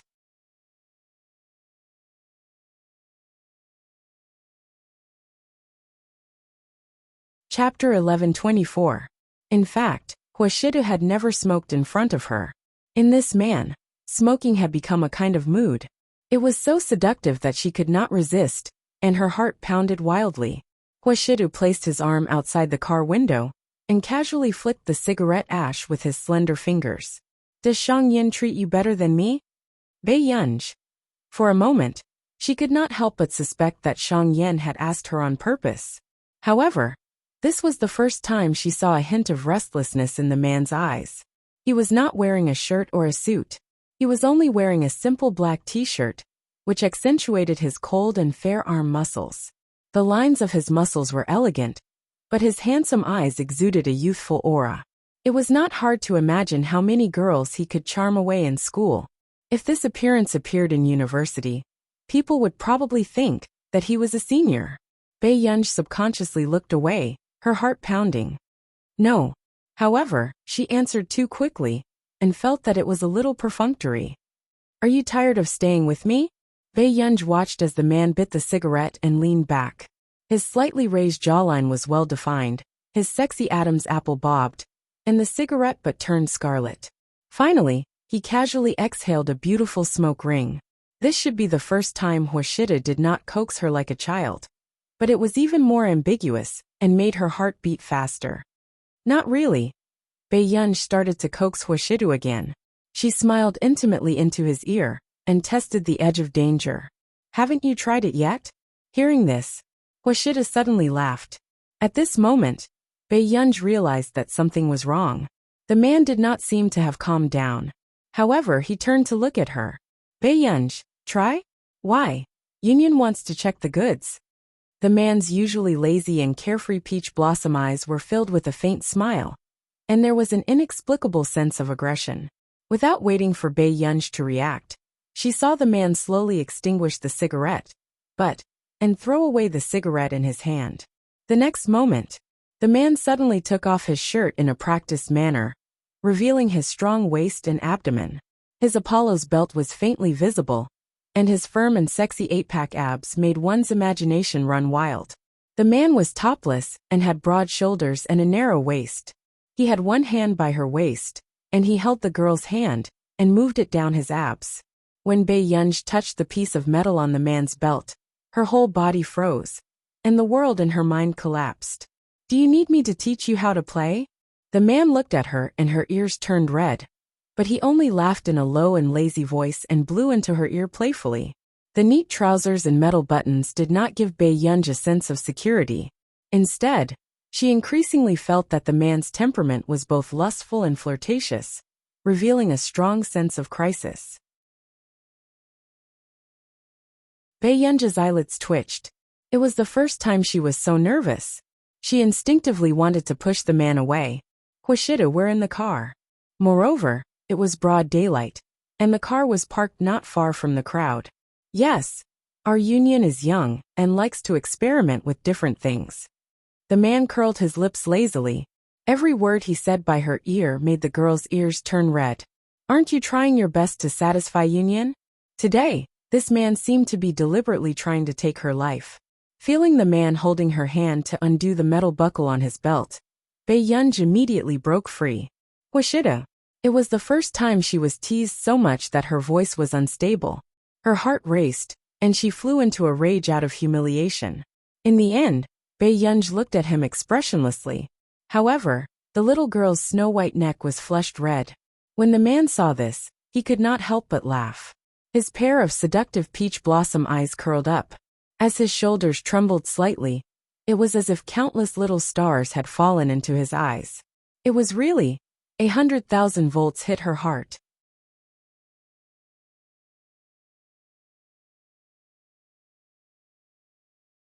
Chapter 11:25. Bae Yunj had lived for 2 lifetimes. This was the first time she felt what it meant to be utterly embarrassed. Now, Bae Yunj sat in the front passenger seat and looked at Huashida, who was in a good mood. Her heart was already numb. Back home, Bae Yunj quickly went upstairs. But when she thought of the scene in the car just now, she couldn't write a report summary. Suddenly, Bae Yunj felt that high school life was quite good. It was simple and happy.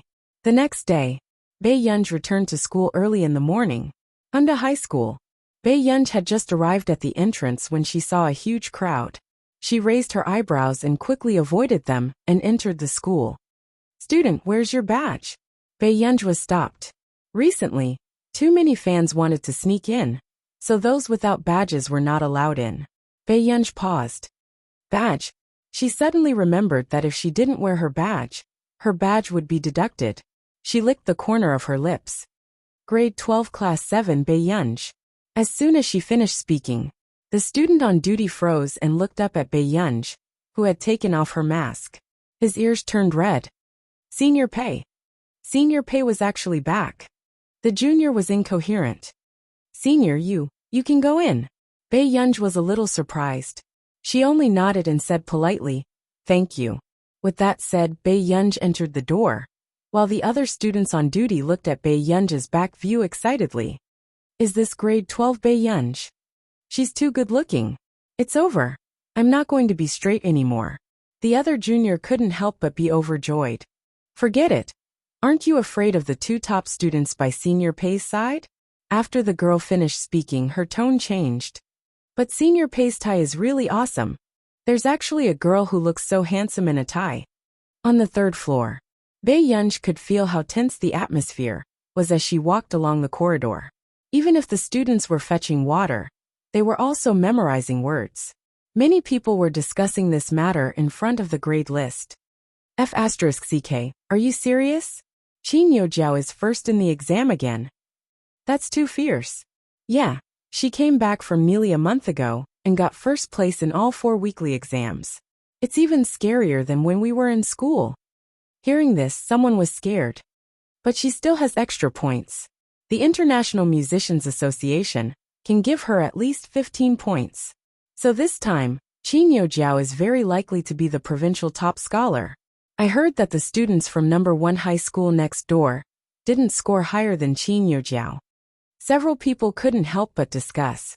At this time, Bae Yunj lazily leaned against the side of the ranking board. and looked at Chu Zhixing and Lu Yuanxi with their lips pursed in disappointment. What's the standard of the 7th class? Wasn't he very arrogant before? Why is she being beaten up by our class Qin Youjiao now?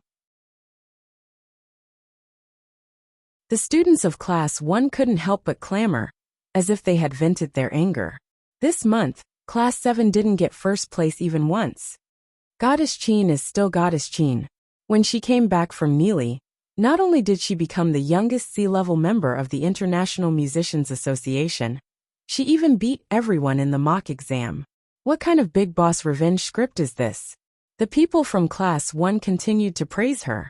However, Chu Zhixing's tone was mocking. Acknowledged her as your master? You're so good at barking for others? Bei Yunj was quite surprised. When did Chu Zhixing become so good at scolding people? Lu Yuanxi also smiled carelessly. Yeah, our class isn't full either. What's the hurry? However, hearing this, the people from Class 1's tone became even more mocking. Don't tell me you think that you can beat Qin Youjiao just because Bei Yunj is back?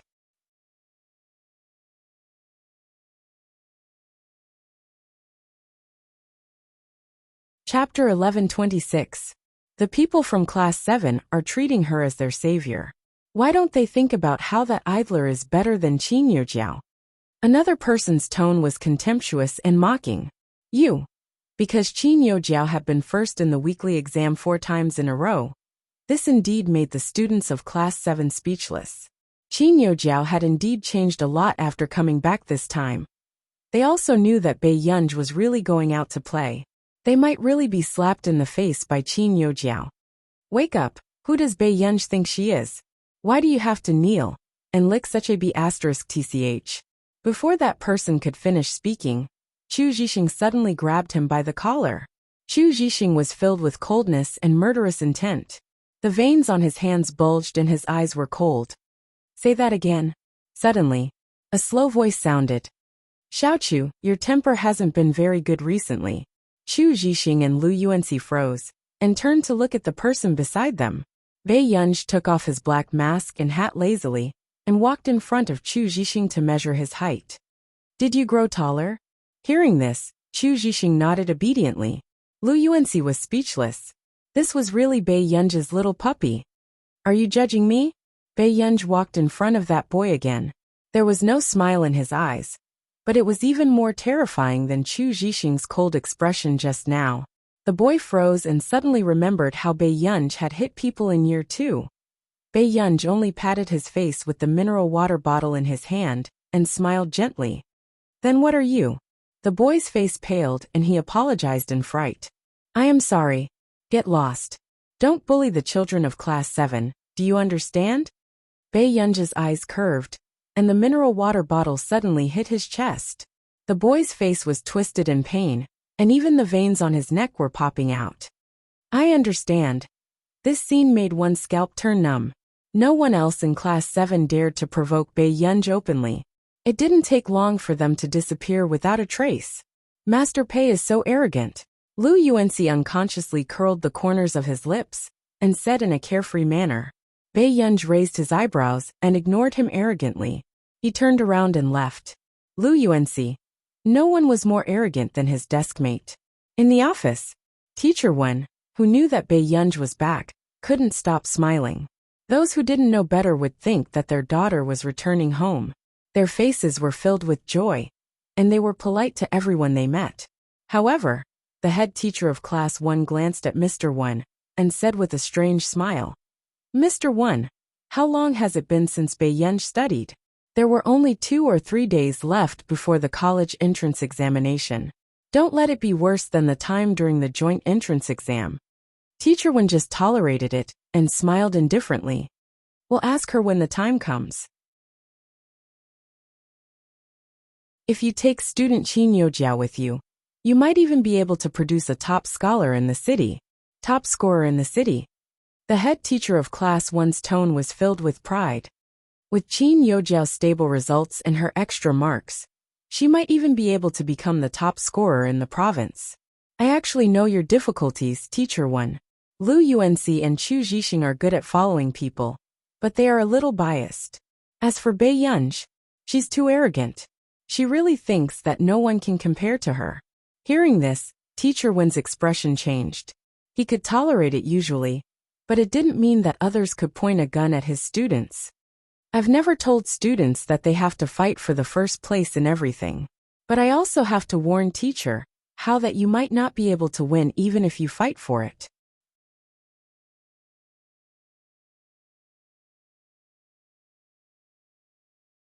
Chapter 11:27. Teacher Hao's expression darkened. You, Teacher Hao, I'm going to class, so I won't talk to you anymore. With that said, Teacher Wen left the office. In the entire grade, the news of Bei Yunji's return spread. Class 1. Qin Youjiao's eyes darkened as a mocking smile appeared on her lips. Bei Yunji's back. Yes. She even hit Wang Shuqiang. This person is simply a hooligan in school. The girl said angrily. Forget it. She won't be able to cause trouble for long. Qin Youjiao only smiled, the faint mockery in her eyes. It was obvious that she did not take Bei Yunji seriously. Anyway, she came back this time to crush Bei Yunji into the mud. Youjiao, you seem to have been reborn this time. Your score is stable at 730 points. Even if you don't get extra points, you'll definitely enter Yin University. Everyone could not help but be envious. What do you mean by rebirth? I just did a little more homework. Qin Youjiao chuckled. In Neely, apart from practicing the piano, she did questions and only slept for 5 to 6 hours. She studied desperately so that she would not be stepped on by anyone. It was also to make Bei Yunji realize that she would never have the right to compete with her. At this thought, coldness flashed past Qin Youjiao's eyes. When Teacher Wen arrived at the class arrogantly, he found that everyone else was doing their homework quietly, and Bei Yunji was sleeping. She really didn't give him any peace of mind. Seeing that Teacher Wen's expression was not good, Lu Yuanxi immediately pushed Bei Yunji. Master Pei, if you don't wake up, old one will eat someone. Pei Yunji woke up slowly. Her eyes were slightly red, but her expression was not good. Teacher Wen gave a fake smile. Bei Yunji, aren't you used to sleeping at the desk after going out to play for a few months? Bei Yunji hesitated for a moment before she nodded. Everyone was speechless. As expected of Master Pei, Teacher Wen's expression darkened. She was hopeless. She was hopeless. However, Lu Yuanxi immediately said, Teacher, Bei Yunji has a cold today. Bei Yunji turned to look at him. Question mark. But after meeting Lu Yuanxi's eyes, Bei Yunji quickly understood. Lu Yuanxi was deliberately covering for her. Okay, Bei Yunji replied. Only then did Mr. Wen's face fade away. He couldn't help but say with concern, take care of your body. Don't let it affect your performance in the college entrance examination. Yes, thank you, teacher. Bei Yunji nodded. Teacher Wen nodded and gave a few instructions before letting the students do their homework. Afterward, Lu Yuanxi also noticed that there was something wrong with Bei Yunji's expression. What's wrong with you? Are you dreaming? Yeah. Since last night, she had been dreaming about the scene in the car with Huashidi yesterday. One moment, the man was blowing air into her ear. And the next moment, the man was laughing. That pair of peach blossom eyes were like electricity. The scene of such a restricted level made it hard for people to speak. Bei Yunji, was this man here to curse her to death? What did you dream of? Lu Yuanxi leaned over and asked. Bei Yunji picked up the glass and drank some water.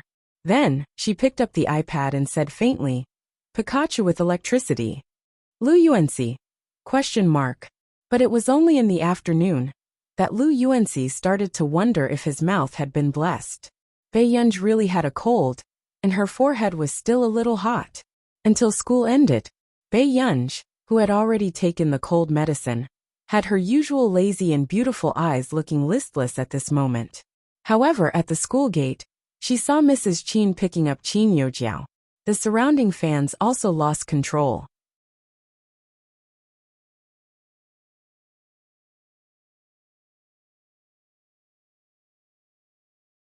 Chapter 11:28. Jiao Jiao, all the best for the college entrance examination. The fans in the crowd were shouting. Qin Youjiao smiled and Mrs. Qin, who was holding Qin Youjiao's hand, also smiled at everyone. Thank you everyone. Everyone go back early. Hearing this, the fans became even more excited. However, Qin Yojiao also noticed Bei Yunj in the crowd. She held Mrs. Qin's hand casually and smiled sweetly. Mom, didn't I say that you should rest well and not come and fetch me? My daughter did so well and studied so hard. As a mother, of course I have to care about my daughter. Mrs. Qin touched Qin Yojiao's forehead and said with a smile, Jiao Jiao, Mom will always be proud of you. Qin Yojiao acted coquettishly with Mrs. Qin. However, Bei Yunj only looked away calmly and answered the chauffeur's call. Because there were too many fans, the chauffeur could not stop at the school gate. So Bei Yunj could only leave and walk to a nearby intersection. Mom, Bei Yunj is back too. Do you want to meet her? Qin Yojiao asked after Bei Yunj left. However, Mrs. Qin frowned the moment she heard this name. What's there to meet her? Jiao Jiao, stay away from her too, lest you get into trouble. Mom, I think that Bei Yunj's results are actually alright. They're not that bad. What if she can enter University too? Before Qin Yojiao could finish speaking, Mrs. Qin interrupted her and said with a smile. Her? How is that possible? Jiao Jiao, you don't have to care about her. A dark glint flashed past Qin Yojiao's eyes, but she hoped that Bei Yunj could hear these words with her own ears. She would only vent her anger if she could see Bei Yunj lose her luster. Back home, Bei Yunj had just entered the hall when she looked up and found that not only was Huashida there today, even old Madame Hua and Momo were there. Grandma Hua. After Bei Yunj regained her senses, she called out with a smile. However, old Madame Hua immediately stood up, her expression nervous. Gur, why does your voice sound wrong? Are you not feeling well? It's all right. Bei Yunj did not even look at the man on the sofa beside her. However, the next moment, old Madame Hua held Bei Yunj's face and pressed her forehead against Bei Yunj's forehead. She said, What do you mean? He was starting to have a fever. I told you that Huashida doesn't know how to take care of girls. The college entrance exam was in 2 days. If you're still running a fever, then you're definitely not in good condition for the college entrance exam. Fever? Didn't sleep well last night? Huashida then looked at Bei Yunj. Bei Yunj. No.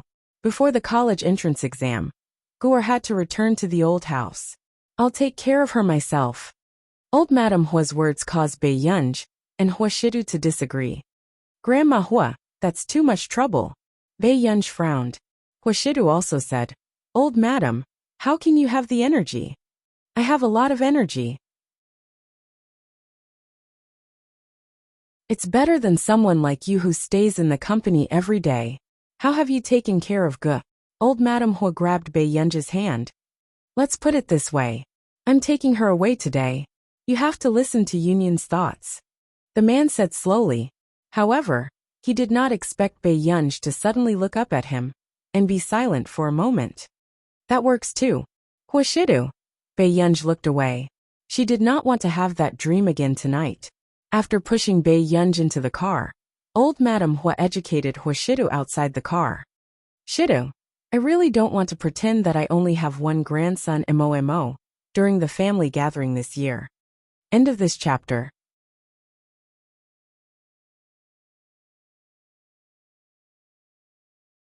Chapter 1129. Huashida was speechless. Soon, Sung Su could not help but sigh when he saw Madame Hua take Bei Yunj away. Madame Hua was still as ruthless as ever. Other than Madame Hua, no one dared to jump into Master Du's minefield. In the car, Momo was very happy. He could finally let his sister accompany him for a few days. However, Momo's happiness did not last long. Madame Hua said, Don't disturb sister's preparation for the college entrance examination. Then, she shut Momo at the door.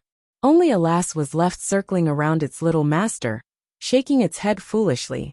However, what made Madame Hua at a loss was that in the next 2 days, Bei Yunj's fever became even worse. When Madame Hua saw the temperature of 40 degrees Celsius, her hands almost trembled. She immediately called for a private doctor. Dr. Jiang, you must cure my Gur. My Gur is taking the college entrance examination tomorrow. There can't be any accidents. Madame Hua could only treat Jiang Baichuan as her savior. However, Jiang Baichuan smiled insincerely. If it wasn't for the fact that this was the Hua family's Empress Dowager, he would definitely scold her. He was a doctor, not a sorcerer. How was it possible for a high fever to disappear overnight? It was already 40 degrees Celsius. Any higher and her brain would be fried. When Jiang Baichuan thought about how Miss Pei still had to take the college entrance examination tomorrow, he felt a headache coming on. He took a deep breath. Madam Hua, I can only try my best to lower her temperature so that she will be in a better state tomorrow. But what about Guer's college entrance examination? The old madam immediately blamed herself and was annoyed. How could this be? In the past, when she took care of Jing, Shidu and Mo were fine. I can only say that it's up to fate. It doesn't matter if Miss Pei repeats for a year. Jiang Baichuan didn't think much of it. Anyway, the Qin family and the Hua family could support her. The next day, Bei Yunji's condition was slightly better, but after taking her temperature, she still had a high fever of 39 degrees Celsius. Madame Hua hugged Bei Yunji early in the morning and cried. Bei Yunji's head hurt even more. Grandma Hua, I haven't been to the examination hall. Hearing Bei Yunji's voice, Madame Hua, you really want to take the exam? Why don't you do it next year? Grandma will definitely find you the best teacher and get you into Yunqing University. Bei Yunji. It won't take long. Seeing that Bei Yunji insisted on going, old Madame Hua could only ask someone to prepare and send Bei Yunji to the examination hall. However, when Bei Yunji went downstairs, she did not expect Hua Shidu to already be waiting on the sofa. Bei Yunji had been in a daze for the past 2 days. When she looked at Hua Shidu, she even paused. Brother. Hua Shidu knew that Bei Yunji had a high fever last night, so he drove back to the old residence. He walked over to Bei Yunji and touched Bei Yunji's forehead. It was still very hot. Old Madame Hua felt guilty. Shidu, why don't you let Gu rest at home? Do you want to take the exam? Hua Shidu asked her. Bei Yunji nodded. Hua Shidu was silent for a moment, but his lips curled up. He held Bei Yunji's hand and walked out. Go then. However, Bei Yunji also felt that the man's palm was a little sweaty. For the first time, Bei Yunji realized that this man, who had always been casual and carefree, could also be nervous. Bei Yunji could not help but smile, but she did not say anything. In the car, after Bei Yunji drank some fever medicine, she leaned on Hua Shidu's shoulder and slept. After Hua Shidu finished counting the necessities for the exam that he had prepared for Bei Yunji yesterday, he slowly turned to look at her. He also laughed in anger and reached out to pinch her fingers. Why did I fall into your hands? P.S. Good night, good boys.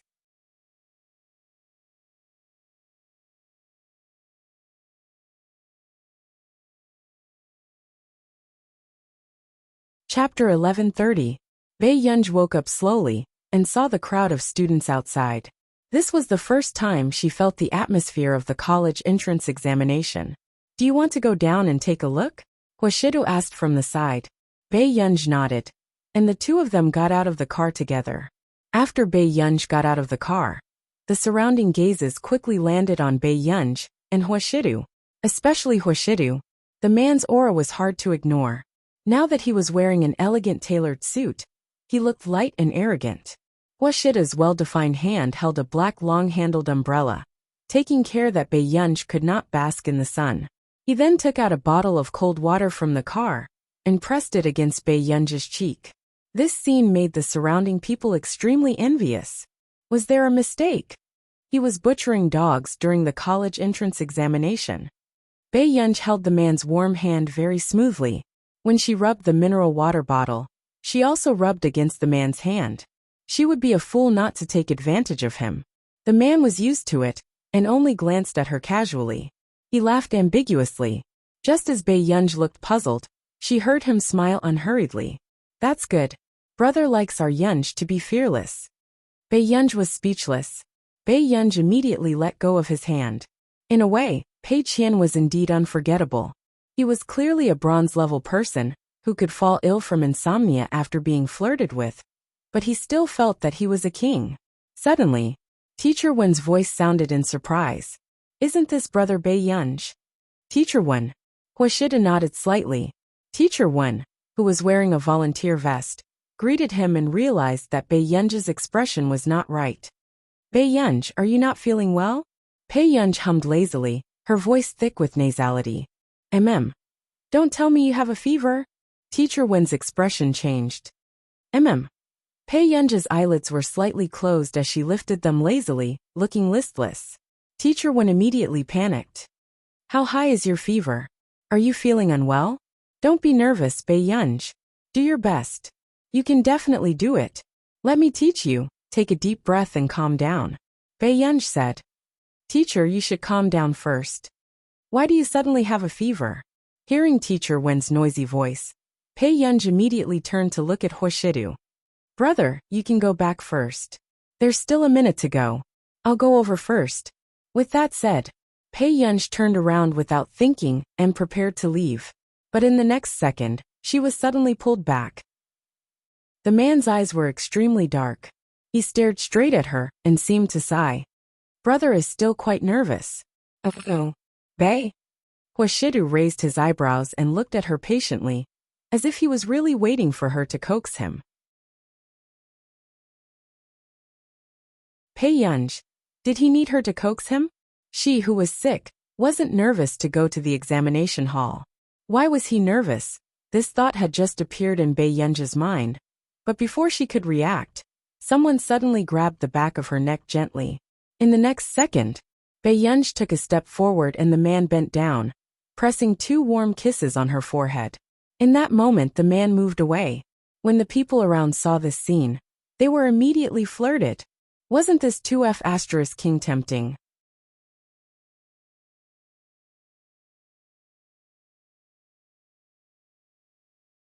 Chapter 1131. The man's fingers caressed the back of her neck intimately, causing her to tremble. Do well, Yunyan. However, the man's low laughter rang in her ears, as if there was no one else around. If you do well, everything will be yours. The others could not see the girl's face clearly. They could only see that the girl's ears were red. They did not know what the man had just said with a smile. Teacher Wen also felt that this seemed to have deviated from what he knew. Although he knew that Huashidu was not Bei Yunji's biological brother, he had always thought that he was her cousin or something. But wasn't the current direction a little wrong? She was stunned for 2 seconds as she looked at Bei Yunji. Su, who was beside her, could not help but sigh. True love can indeed conquer everything. Miss Pei will definitely have endless inspiration and win the college entrance examination. However, as soon as he finished speaking, Bei Yunji turned around and bumped into someone. She was in so much pain that she immediately covered her head. He didn't seem to be a very smart person. Su was speechless. Teacher Wen was speechless. It was over. She looked like she had drunk a box of vodka. Looking at Bei Yunji's back view as she left, Teacher Wen was almost depressed. How is it? I think I saw Bei Yunji go in just now. How is she? Bei Yunji's physics teacher asked with a smile. Teacher Wen said, she has a fever. She might be in a bad state. She's sick at this time? Is it serious? The physics teacher frowned. Teacher Wen instinctively looked at Huashidu. Su answered first, 39 degrees Celsius. This time, the teachers fell silent. This was already a high fever. If it rose another 2 degrees, her brain would be damaged. How can she take the exam in this state? The language teacher beside him was also worried. That's right. The examinees from the previous cohort that I taught had a low fever that affected their performance. They were 20 to 30 points worse than usual. However, hearing their discussion, Teacher Hao of Class 1 was secretly delighted. He was overjoyed. Bei Yunji was already in such a state. Wasn't she basically saying goodbye to the top 3 in the cohort? She walked into the examination hall. The invigilator also noticed that Bei Yunji did not look too good. Student, are you not feeling well? Yes, I have a slight fever. Bei Yunji's voice was slightly hoarse. It didn't sound like she had a fever. The invigilator sighed. Come on, hang in there. Every year, there would be children who would catch a cold at this time. How unlucky. Thank you, teacher. Bei Yunji smirked. After returning to her seat, she touched her forehead. But soon, the test papers were handed out. The Chinese language exam. The teacher saw that the first person to put down her pen was Bei Yunji. Once he closed the paper, he fell asleep on the table. Seeing this, the teacher couldn't help but sigh. He secretly felt pity for this examinee. 2 exams were completed. Bei Yunj had just reached the door when she saw Chu Zhixing and Lu Yuanxi looking at her with a messy expression. It was as if he was admiring her strong will despite her physical disability. Master Pei, it's all right. If it doesn't work out, you can be my junior. Lu Yuanxi consoled. Bei Yunj couldn't be bothered to look at him and left. After a few exams, everyone in Hengda knew that the big boss who got first place in the college entrance examination had a high fever of 39 degrees Celsius. It was a pity that her fate was full of misfortune. Back at the Qin family's old mansion. How did Guo do? Old Master Qin was also very nervous. Bei Yunj nodded. Not bad. However, Qin Yu wanted to say something but hesitated. He pursed his lips and said in a bad tone, Grandpa. They had just agreed not to mention the college entrance examination results, but the old master asked about it the moment they met. End of chapter.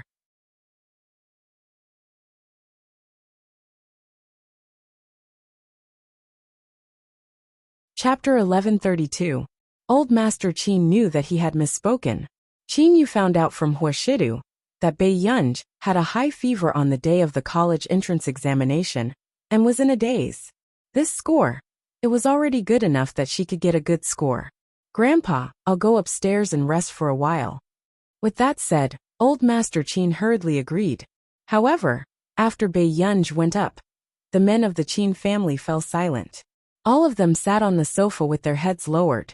They thought that Bei Yunj was depressed, but she still pretended to be calm. What should we do now? Old Master Qin could not help asking. Qin Lian suddenly said, when Guo recovers, let her go on a trip. This way, no one would be able to improve their results in front of her. Sure. I happen to be free. Qin Lang immediately expressed his stance. Qin Yu laughed coldly. You're a directionally challenged person. Are you worthy of going out with Guo? Brother, I think I'm more. Qin Lang could not be bothered with Qin Yu. He turned around, wanting to curry favor with Qin Lian, but met Qin Lian's cold gaze. Are you all free? Qin Lian extinguished the cigarette in his hand and asked slowly. Qin Yu and Qin Lang shut up.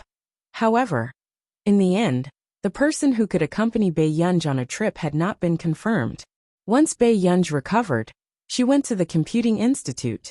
Even Zhong Shenglin could not help but rack his brains when he heard that Bei Yunj was going to take the college entrance examination with a high fever of 39 degrees Celsius. Guo, have you thought of which school you want to go to? Zhong Shenglin asked. Bei Yunj continued to do her experiment. Up to you. Hearing this, Zhong Shenglin glanced at Bei Yunj and could not help but feel sorry for her. Although Bei Yunj had been engrossed in her research these few days, Zhong Shenglin could occasionally see Bei Yunj sitting alone in the corridor in a daze. She looked like she had suffered a setback in her life. Guo, although the higher-ups don't want you to reveal your identity, don't worry. I'll talk to the principal of Yin University, and he will definitely give me face. Even if you fail the college entrance exam, you will still be admitted to Yin University. Bei Yunj.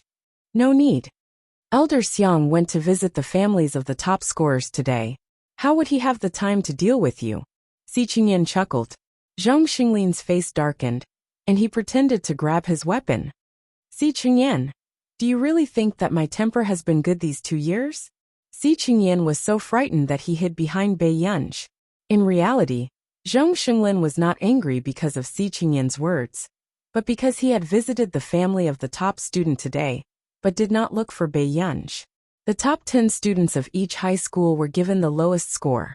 The students who were most likely to be the city's top scorer were all visited at home. When Teacher Wen thought about how Bei Yunj had gone to take the exam with a high fever, he didn't ask Bei Yunj to estimate her score.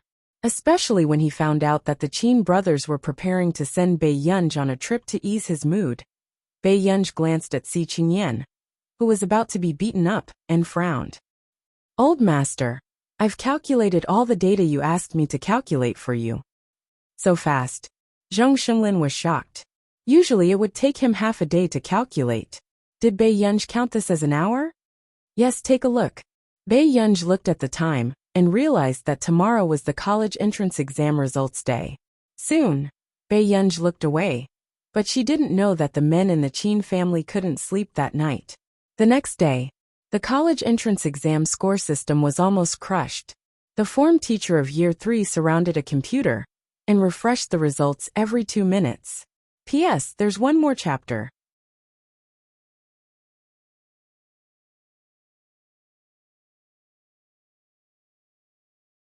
Chapter 1133. Why aren't Qin Youjiao's results out yet? The form teachers of the other classes could not help asking. Teacher Hao from Class 1 said with a smile. Teacher Huang has never taught the city's top scholar before, right? The one with the highest score will be stopped. Teacher Huang almost rolled her eyes. It was as if she had taught the city's top scholar before. However, the first high score was Lu Yuanxi's. Candidate name, Lu Yuanxi Chinese. 120 Mathematics, 135 Foreign Language, 150 Science Comprehensive, 283 total, 688 city ranking. 11th Lu Yuanxi is ranked 11th in the city. The others were envious. This Lu Yuanxi's original results were below average, but he was ranked 11th in the city for the college entrance examination. Only Teacher Wen frowned. It seems like the exam paper this time is indeed too difficult. Usually the top 20 in Yuncheng had more than 700 points. But this year's 11th place only had 688 points? Enough, old one. Anyway, once the difficulty of the college entrance examination increases, the admission score will definitely drop. I estimate that Yun University's admission score won't be higher than 680 points. After the teachers finished discussing, another high score was obtained not long after. This time, it was from Class 1. He had made it to 700 points and was ranked 5th in the city. This made the teachers unable to believe that the 5th place in the city only had 702 points. What was the difficulty of the college entrance examination this time? It was too scary. However, before the form teachers could be shocked, there was a ding. Another student had a high score. Candidate name, Chu Zhixing Chinese. 139 Mathematics, 145 Foreign Language, 131 Science Comprehensive, 296 total, 711 city ranking. Third in the city? There are actually so many people in the top 20 in our school. The form teachers were excited. They would definitely get their year-end bonus this time. There's still Qin Youjiao, who hasn't had any results yet. Doesn't this mean that our school has taken the top 3 places in the city? Qin Youjiao will definitely be first. Don't forget that she still has bonus points. This year's bonus points will be directly counted into the ranking. Everyone was even more excited. Only Teacher Wen's eyes darkened when he thought of Bei Yunji's abnormal performance.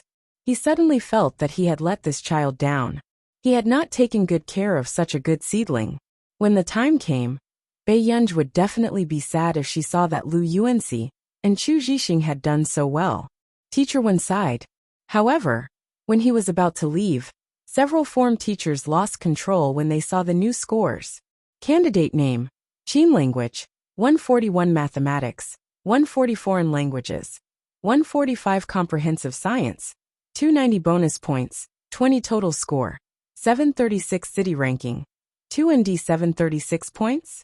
He's only in 2nd place? All the form teachers suddenly felt their scalps turn numb. One had to know that Qin Youjiao had an additional point. Was there such a huge gap between the 2nd place and the 1st place? Immediately, the homeroom teachers had mixed feelings. They originally thought that the city's top scorer would definitely be Hengda's. But in the end, such a dark horse appeared. Qin Youjiao had added 20 points, but she wasn't even higher than 1st place. The one with the worst expression was still Teacher Hao. He originally thought that she would definitely become the city's top scorer. He was even the provincial champion. But in the end, Qin Youjiao actually added 20 points and didn't even get 1st place? Mr. Hao glanced at Qin Youjiao's provincial and national volleyball. The province ranked 3rd, and the country ranked 4th. This was already very high. Alright, now that we've seen the scores, let's summarize the results of our classes. Although he was unwilling, he had to admit that this examinee was probably an immortal. When everyone heard this, they could only silently prepare to leave. But just as everyone was about to leave, the computer suddenly rang. A teacher was confused. What's going on? There are still students whose scores haven't been recorded? P.S. Good night.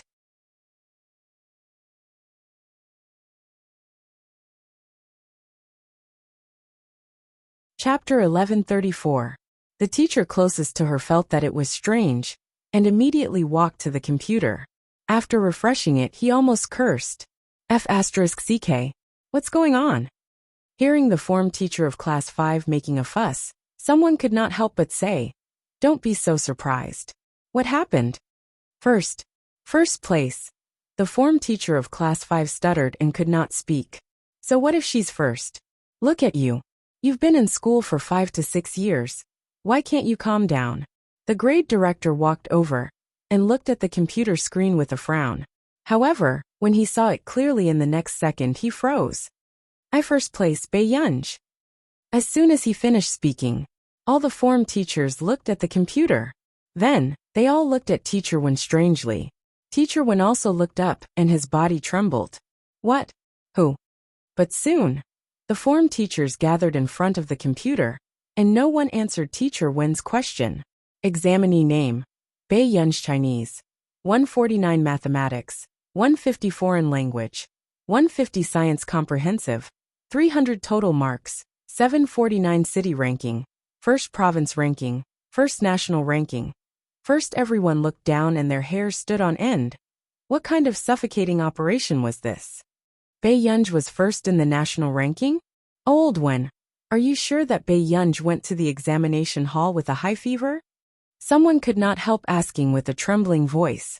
Teacher Wen regained his senses and nodded blankly. Yes, Bei Yunj had a high fever those days and her face was as red as an egg. When she came out, I even asked her how she did. She said that she didn't finish the essay and was too sleepy. All the form teachers were silent. The ending was not finished and only 1 point was deducted. Besides, she had gone to the college entrance examination with a high fever of 39 degrees Celsius. In the end, she even became the top scholar in the National College Entrance Examination. This college entrance examination was a nightmare for others. It had even been trending many times because the questions were too difficult. But this person seemed to be unaffected. Qin Youjiao added 20 points and was still more than 10 points behind her. What kind of godlike standard was this? She did very well? Teacher Wen was surprised. If it wasn't for the fact that the others couldn't find any traces of acting on Teacher Wen's face, they would definitely beat him up. The form teachers were expressionless. Can't you King see for yourself? Teacher Wen walked to the computer in confusion, but when he saw Bei Yunj's results, he almost fell back. His mind seemed to have been blown. Zhuang Yuan. Mr. Wen's face was full of horror. He didn't expect that his first student would be a national champion. The homeroom teachers. What to do? Seeing this idiot's expression, he was even more annoyed. At this time, the homeroom teacher of class 1 also had an extremely ugly expression on his face. The homeroom teacher of class 5 could not help but ask, "Didn't you ask her how she did on the exam?" Mr. Wen, how would I dare to ask? She said her results were average. At that time, he was afraid that Bei Yunj would be in a bad mood and do something stupid. Everyone else. You call this average? Under the death stares of a group of people, Teacher Wen could only brace himself and call Bei Yunj. However, after calling 4 or 5 times, the other party finally picked up. Speak. The other party's clear and melodious voice was slightly hoarse, revealing a hint of impatience. Bei Yunj didn't even look at the note. Everyone. Was this the temper of the national champion? Teacher Wen. Yunj, have you checked the results?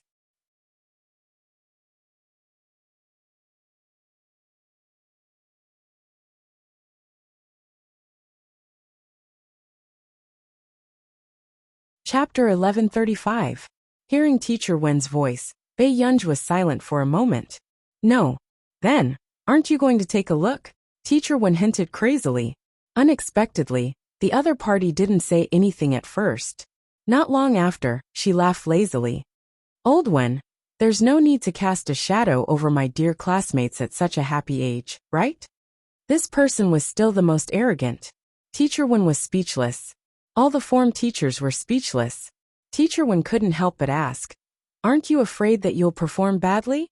Bei Yunj was silent for a moment, then gently pressed her closed eyes with her palm. Old one, I hope you understand that I'm having a high fever, not that my brain is damaged. Teacher Wen was speechless. At this moment, the atmosphere became even stranger and colder. In the end, when he hung up the phone, Teacher Wen was still in a daze. Bei Yunj also got out of bed and prepared to wash up. Downstairs, old Master Qin was still drinking tea and playing cards with his mahjong partners. Old Su, don't you think that National Politics University can build a few more buildings? Old Master Qin hinted crazily. Principal Su was speechless. What are you trying to do? Did something happen to my granddaughter during the college entrance examination? She had a high fever and didn't perform well. This was the first time old Master Qin had shamelessly asked for connections. After all, Qin Lian and the rest went to either Nili University or Yincheng University. No, absolutely not. Principal Su immediately rejected him. He was wondering why this old fox asked him to play cards every day. After going around in circles, this was what he was waiting for. One had to know that Country A's University of Political Science and Law was a top-notch university in the country. As the principal, if he used his position for personal gain, wouldn't he be stepping on the reputation of the University of Political Science and Law and crazily testing the edge of danger? Principal Su rolled his eyes. Can you do it? Don't make things difficult for me. At most, I can give you a special bonus, but it won't be much. With that said, Principal Su sensed that something was wrong again. No, I heard that the admissions teams of Beichuan and Yin University specially went to look for your granddaughter. How could she not do well? As soon as he finished speaking, the two mahjong partners beside him pinched his thigh and gave him a hint with their eyes. Why didn't this old Su listen to any gossip? As expected, old Master Qin was silent for a moment before he said lightly, Old Su, my granddaughter's name is Bei Yunj. You've been in Nili for the past 2 years, so you still don't know the situation. When Principal Su heard this, he immediately fell silent. After more than half a lifetime, who wouldn't be an expert? As for the other two, it was more or less a pity. Everyone in the industry had witnessed Qin Youjiao's excellence in all aspects back then.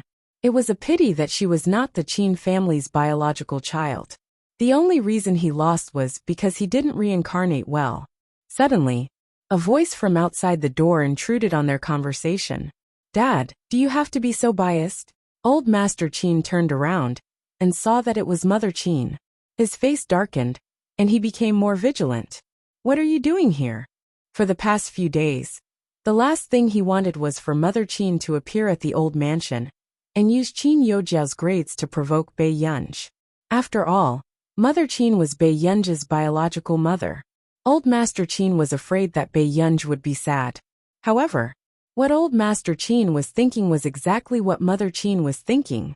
However, the difference was that Mother Qin had come this time to help Qin Youjiao regain her face. Jiao Jiao scored 736 points. I want to hold a banquet for Jiao Jiao, and hope you can come too.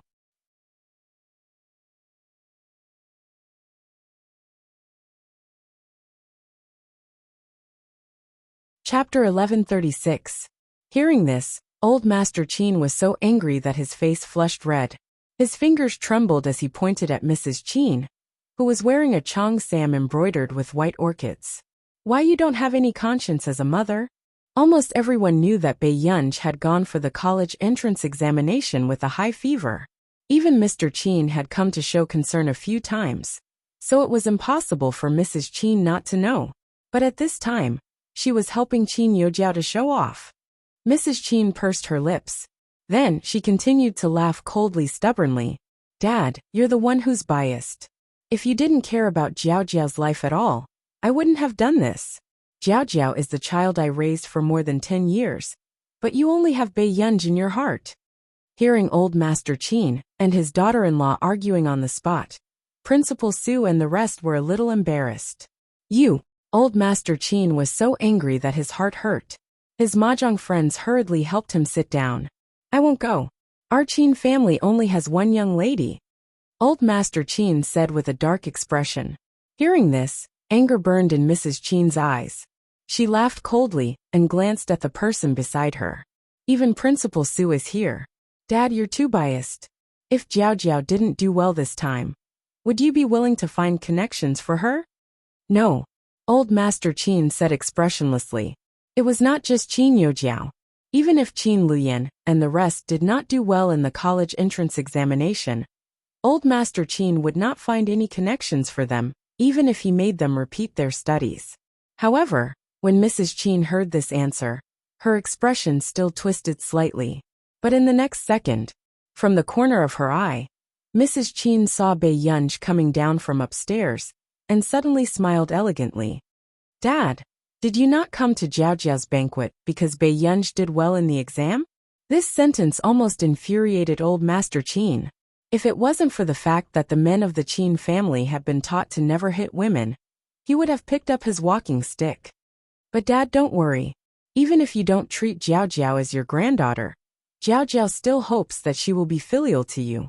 The phone number and address she left for the college entrance examination was also from our old mansion. Mrs. Chin's smile was deliberate. As a child of the Chin family, how can she embarrass the Chin family? You cough cough cough. Old Master Chin was so angry that he felt dizzy. Grandpa. At this moment, Bei Yunj walked over to help old Master Chin calm down. She had only heard a little of the conversation just now. She asked unhurriedly, What are you talking about? Nothing much. When old Master Chin saw his granddaughter, his voice became much gentler. This surprised Principal Su and the others. One had to know that even with Qin Youjiao back then, old Master Chin had never spoken in such a loving tone. This is Yunj, right? How are your college entrance examination results?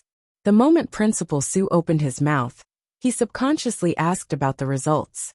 This caused old Master Chin's death gaze to fall on him. It's all right. Bei Yunj, on the other hand, looked natural. Principal Su couldn't help but ask, How many points? Bei Yunj, Not yet. Old Master Chin. Principal Su and his mahjong friends were speechless. This kind of confidence was indeed rare. Mother Chin couldn't help but scoff. She said sarcastically, If you're not good, then you're not good. How good is that? Have you had enough? Old Master Chin's voice was stern. Mrs. Chin's face paled slightly, and she didn't continue. Bei Yunj glanced at Mrs. Chin with interest and chuckled softly. Mrs. Chin felt inexplicably uncomfortable. She was about to say something when someone came from outside. It was the principals of Yin University and Beichuan University. P.S. There's still one more chapter. You guys sleep first. End of this chapter.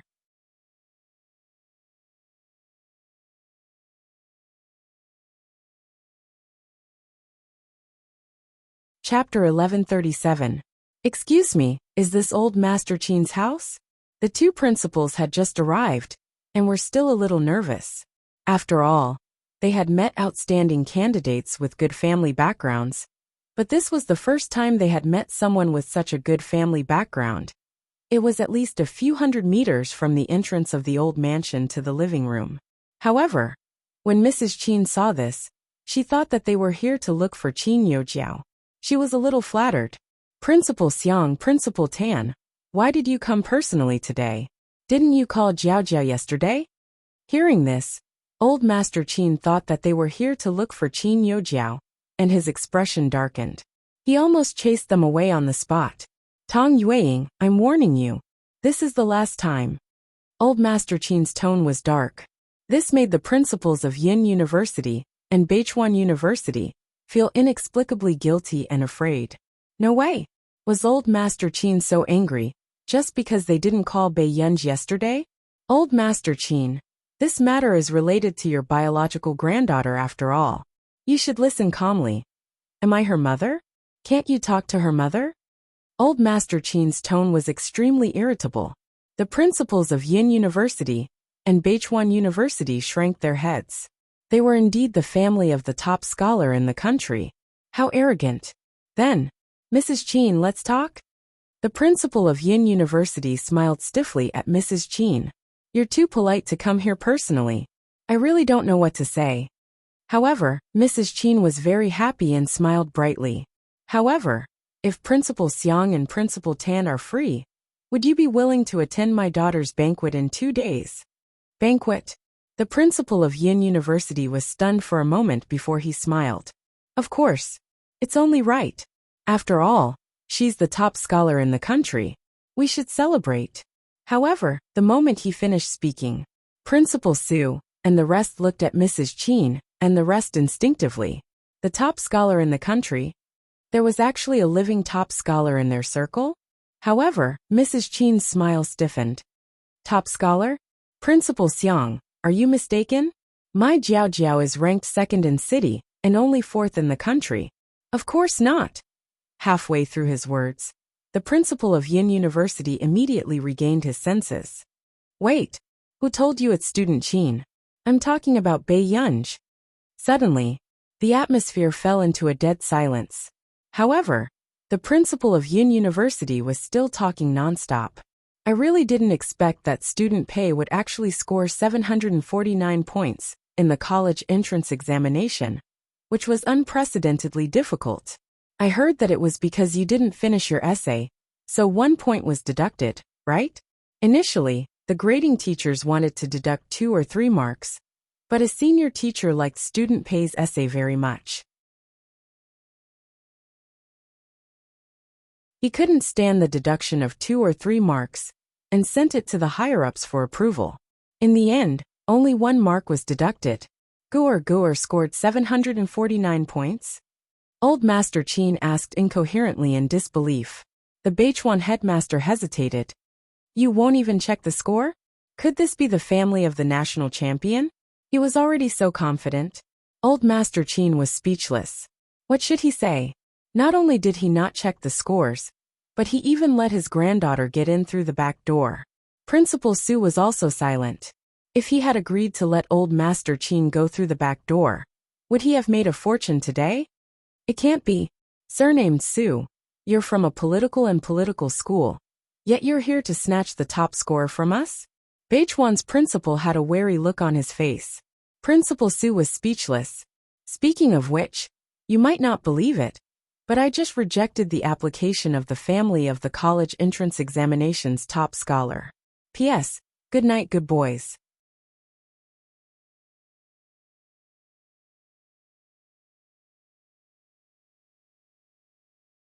Chapter 1138. Principal Su was expressionless, and his heart was numb. Shut up, Bei Yunj. Suddenly, Mrs. Qin seemed to have lost control of her mind. She looked up at the principal of Yin University and denied agitatedly. How is this possible? How can she be first in the national examination? She cheated. She must have cheated. However, these words also attracted the cold eyes and disgust of several university principals. The dignified matriarch of the Qin family actually said such words. As a mother, how could she be so biased? It's not strange for student Pei to be the top scorer of the national examination. After all, this child was also first in the previous joint examination. The principal of Yin University changed his attitude. Beside him, the principal of Beichuan rolled his eyes. After finding out that Bei Yunj was seriously ill for the college entrance examination, someone posted on WeChat at night that the heavens were jealous of geniuses. So she's the first in the joint examination. Principal Su was shocked. When he heard this news before he returned to the country, he was also shocked for a long time. After all, the difficulty of that paper far exceeded the college entrance examination level. But in the end, someone actually scored full marks. All of a sudden, Principal Su looked at old Master Qin with a complicated gaze, and even a little twisted. Good fellow. So this was what this old fox meant when he said that she didn't do well? Because she could score full marks previously, but now she actually lost 1 mark?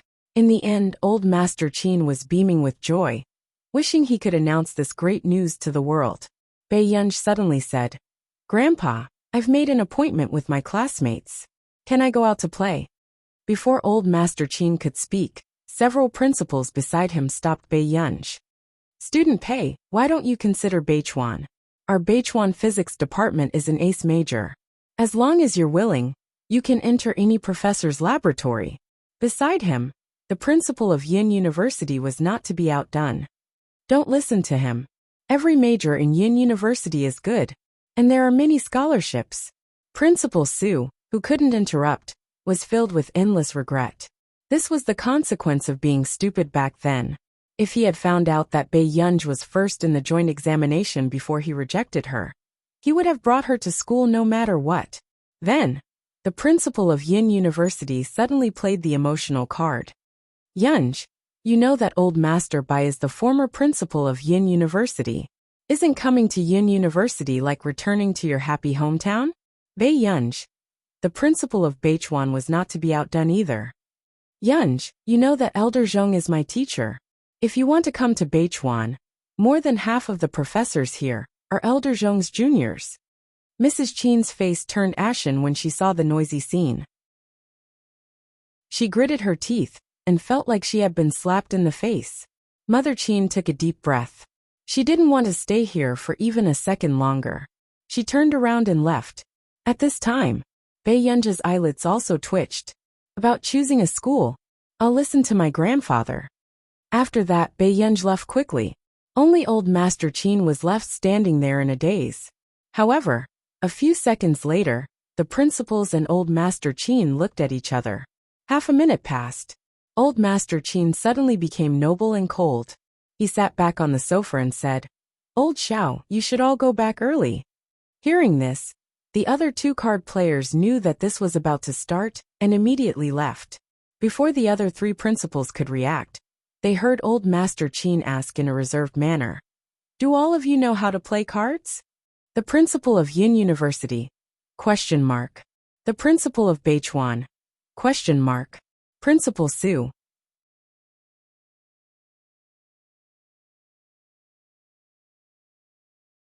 Chapter 1139. A few minutes later, the three principals were forced to play cards with old Master Qin. Old Master Qin said with a smile, emphasizing the last three words, Come. Don't give in to me just because I have a granddaughter who is the top scholar in the college entrance examination. The principals were speechless. Good fellow. They wanted to play a few rounds seriously, but with this old man saying this, who would be stupid enough to play seriously? They had all lived for more than half their lives, so who wouldn't understand what he meant? The principals, who had been praised for half their lives, could only agree with a smile and seriously lose money to play with him. Especially Principal Su, who was smiling insincerely. This old thing was not letting him go. It was obvious that he wanted to take back the money he had won previously. For the entire afternoon, old Master Qin had a lot of fun and only sent the three principals away in the evening. His face was filled with the joy of victory. Principal Xiang, come again next time. Why yes, please wait. There was a stiff smile on Principal Yun's face, but his heart was about to break down. He never wanted to come to this godforsaken place again. After the principals left, old Master Qin put his hands behind his back and returned to the living room arrogantly. After a while, he went upstairs to change his clothes.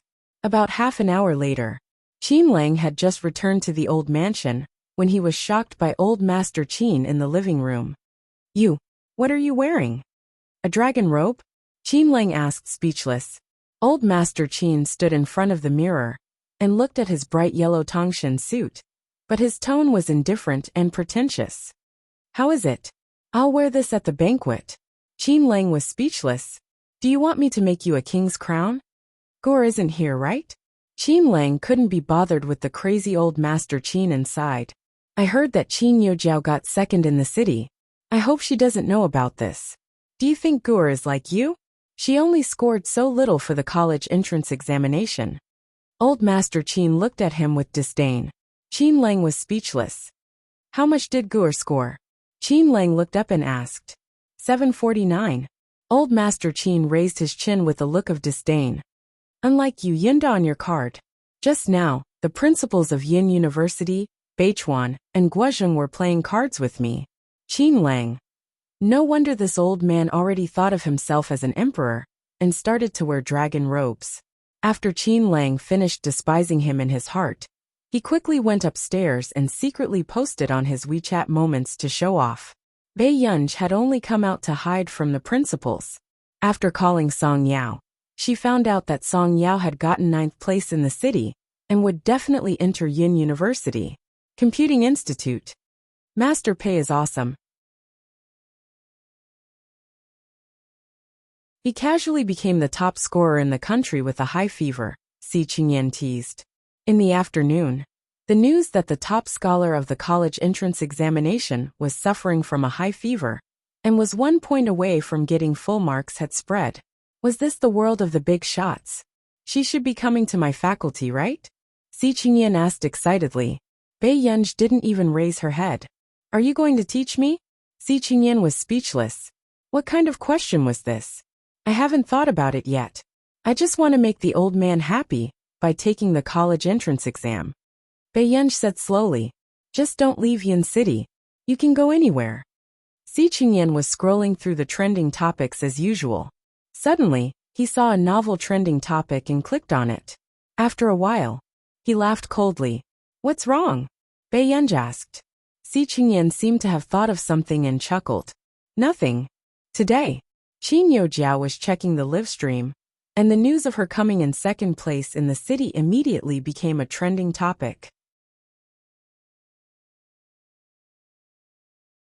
Chapter 1140.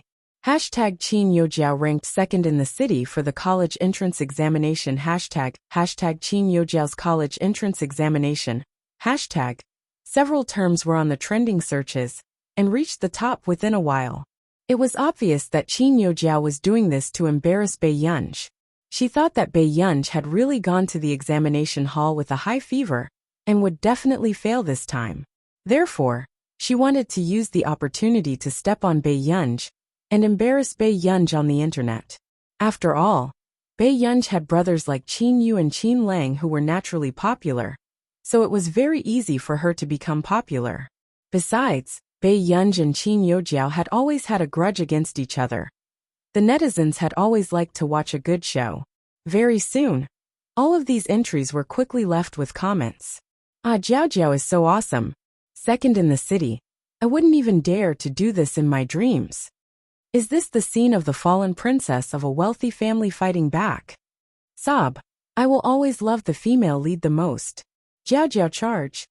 Since she's on the trending searches, let's recommend my sister Jiao Jiao. She's the youngest member of the International Musicians Association, and the 2nd top student in the college entrance examination. It seems like the princess is still a princess. She went to Nili for a year, and returned to the country to get 2nd in the city. I wonder how the real young lady did for the college entrance examination this time. It's said that the real young lady had a high fever of 39 degrees during the college entrance examination. It has spread throughout Hongda. She's probably done for this time, and will be beaten up by Qin Yojiao. No way, right? Is someone worthy of being compared to my Jiao Jiao? A high fever is not an excuse. If she can't win, she can't win. The netizens left comments quickly, wanting to find out how many marks Bei Yunj had scored. There were also some fans of Qin Lang and Qin Yu, who were defending Bei Yunj rationally. After all, sister-in-law's fans could only do this much. At home, Qin Yojiao scrolled through the trending comments, and the ridicule on her lips deepened. So what if Bei Yunj returned to the Qin family? Wasn't she still inferior to her? Was she still going to be trampled under her feet? Qin Yojiao lay on the sofa and continued to look at the trending searches.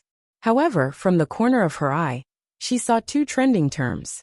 Hashtag national top scorer 749 points. Hashtag crying. Qin Yojiao furrowed her eyebrows and felt a little uncomfortable, but she still clicked on this entry. What do you mean by a real big shot?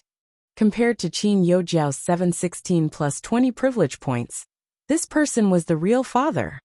This year's examinees had been beaten to the standard of teaching them how to be human.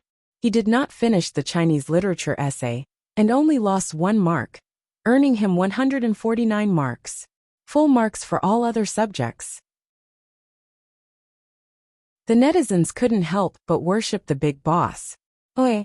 The examinees from the same cohort had been rubbed against each other. How could they get 749 points? Is he an immortal? I'm dying of laughter. Qin Yojiao just became a trending topic. Why are you so fat? Are you deliberately trying to embarrass our universe's #1 female lead, Sister Jiao? Doghead. I can't let my mom see this trending topic. Ha! I'm already getting beaten up in the same school as the top scorer. Goodbye. Why? She has a high fever of 39 degrees Celsius. And she can F***king reach 749? What the F***ck, taking the exam while sick. So fierce. I can prove that it's true. I'm a Hongda alumnus too. TSK. Qin Yojiao is too good at acting. He didn't even take her seriously. But she had to come and provoke the big boss? Hey, what do you mean by that? Why don't I understand? Don't ask. If you ask, she's the real young lady. The passers-by were confused when they saw the few alumni talking in riddles. What did this have to do with the real young lady? But a few minutes later, someone could not sit still and reposted the official media's post. Qin Yu. She's better than her brother. Yunqing Daily. Come and enter the world of the goddess of studying. She scored 749 points in the hellish college entrance examination. The editor is crying too. Picture. P.S. There's one more chapter. Chapter 1141. Very quickly, some people were unwilling to fall behind. Crush Qin Lang.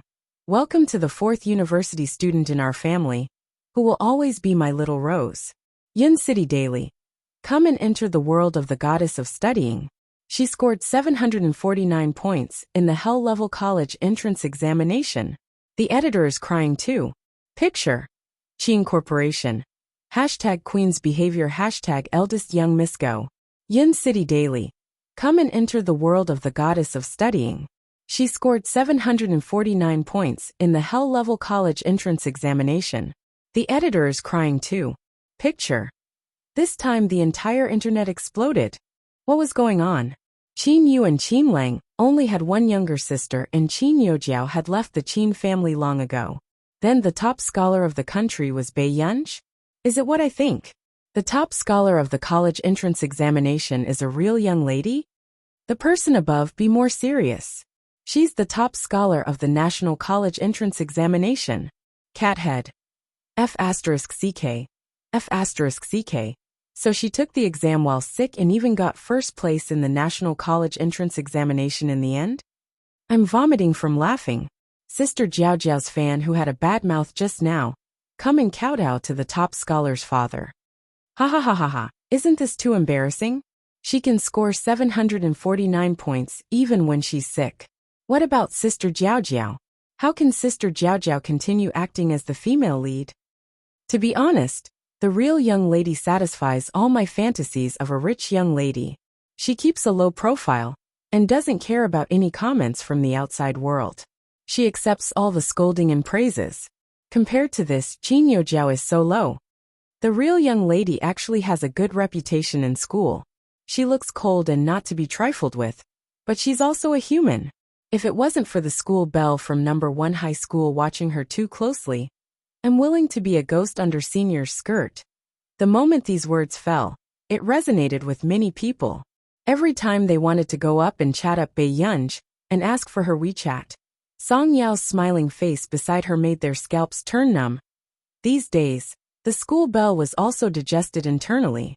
However, seeing this, Qin Yojiao's face had already turned pale.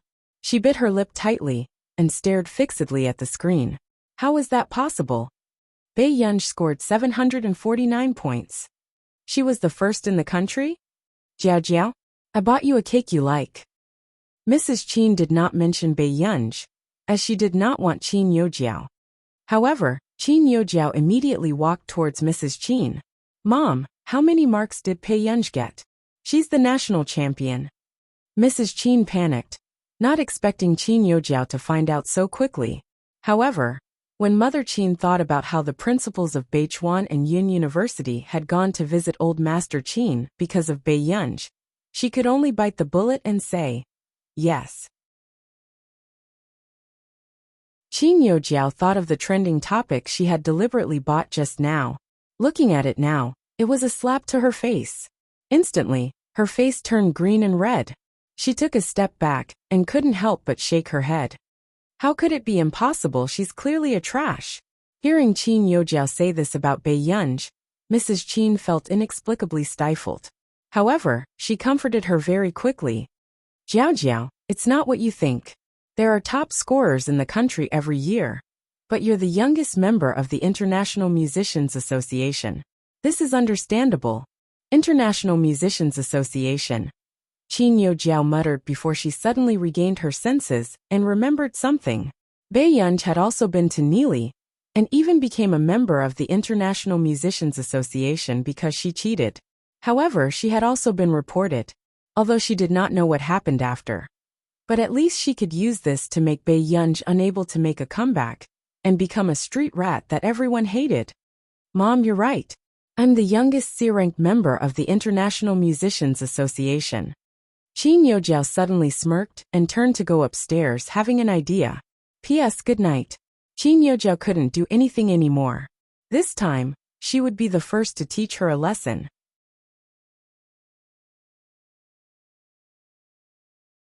Chapter 1142. On this day, Qin Yojiao was almost trembling with anger from this group of people on the internet. However, she did not know who was behind it, and it reached the top of the trending searches.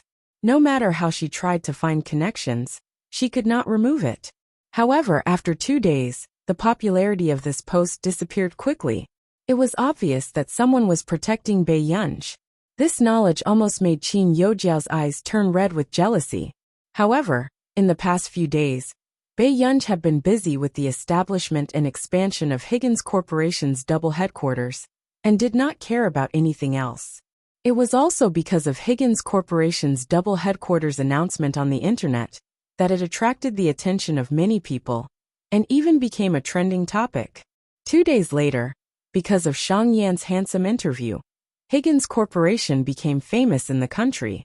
After all, Higgins Corporation had launched a series of high-tech products this year, and had directly entered the top 10 global enterprises, and the top 1 in the future business potential rankings. And for such a mega corporation to be able to build a new headquarters in Yuncheng, it was indeed very attractive internationally. After all, to a certain extent, this would definitely raise the level of scientific research in the country and drive the economic development of Yuncheng. Therefore, many research institutes in country A were already trying to contact the person in charge of Higgins Corporation. However, it was said that the current heir of Higgins Corporation never appeared, and most of the things were handled by President Shang at the headquarters of Higgins Yuncheng. Bei Yunj had just arrived when she sized up the international design of this building. It was obvious that it was a foreign company. Her eyebrows moved, but she did not say anything. She pressed down on the brim of her hat and walked in. The people in charge of various companies were already gathered in the hall on the first floor. This scene was shocking. After all, these people were all famous people in the country. Now, they were gathered together to think of a way to meet the higher-ups of Higgins Corporation. They all had proposals in their hands, hoping to get the favor of the person in charge. Inadvertently, Bei Yunj even heard a familiar voice that she had not heard for a long time. President Cheng is really amazing to be able to handle his own business at such a young age. Someone praised from the side. Cheng Zihuai, who had always been arrogant among his peers, only smiled modestly. Father said that he wanted me to come out and experience more to learn from all of you. Zihuai, you're too humble. You are also an outstanding talent in the Qingcheng Computing Center. Higgins has always paid attention to scientific research, so I'm guessing that the first company they'll choose to work with will be the Cheng Corporation. At this point, everyone looked at Cheng Zihuai with admiration and more or less hostility. However, Cheng Zihuai was already used to such gazes. He still smiled and said, "Our Cheng Corporation really wants to cooperate with Higgins Group. But I also heard that the Qin Corporation is also preparing to develop in the direction of scientific research. However, when he scolded her, his tone was filled with mockery. CEO Qin's appetite is too big. He wants to poke his nose into everything. The Qin Corporation is a veteran technology company. No matter what aspect they are at, they won't lose. A dark light flashed across Cheng Zihuai's eyes. He was determined to get the opportunity to work with Higgins this time. Thus, he would never allow the Qin clan to become his obstacle. Fortunately, Qin Youjiao had already left the Qin family, so he had nothing to worry about. What's more, Bei Yunj, who made him feel disgusted, was still in the Qin family. Cheng Zihuai couldn't hide the sarcasm on his face. Bei Yunj only had this little trick up her sleeve. Which of her brothers deliberately targeted Yu Jiao? End of chapter.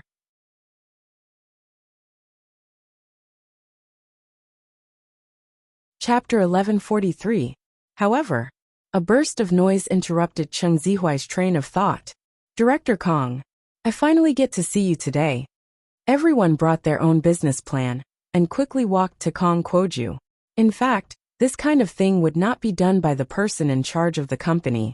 But who wouldn't want to leave a good impression on Director Higgins? Initially, Kong Kuoju had come to find Nieyu. However, he did not know what urgent matter Nieyu had, and could not find him. As soon as he went downstairs, he saw the person in charge of the company blocking the hall. Is this an invitation for cooperation? Kong Kuoju said lightly, and his eyes were somewhat arrogant. Then come to the second floor with me for a good chat. Hearing this, a trace of relief flashed across Cheng Zihuai's eyes. Indeed, Kong Kuoju was in charge of this business cooperation. Since this was the case, he had an advantage over everyone else. After all, Kong Kuoju's family also had a small company that had been cooperating with the Qin Corporation. Zihuai, I haven't seen you for a few years. How is Uncle Cheng? Kong Kuoju asked with a smile. Everyone could not help but look at Cheng Zihuai with envy. They did not expect Cheng Zihuai to connect with the people of the Higgins group so quickly. Cheng Zihuai also smiled. He was determined to win this cooperation. Father is very good. He has always been thinking about you and Uncle Kong. Soon, after everyone had chatted for a while in the conference room on the second floor, a woman suddenly rushed in. Sorry for being late. I am Chiu Han from the Qin Corporation. Chiu Han smiled apologetically. However, she was not reserved. Or else, she would not have become the only female executive of the Qin Corporation. But soon, the people next to her sneered. What is this? The Qin Corporation only sent a woman over?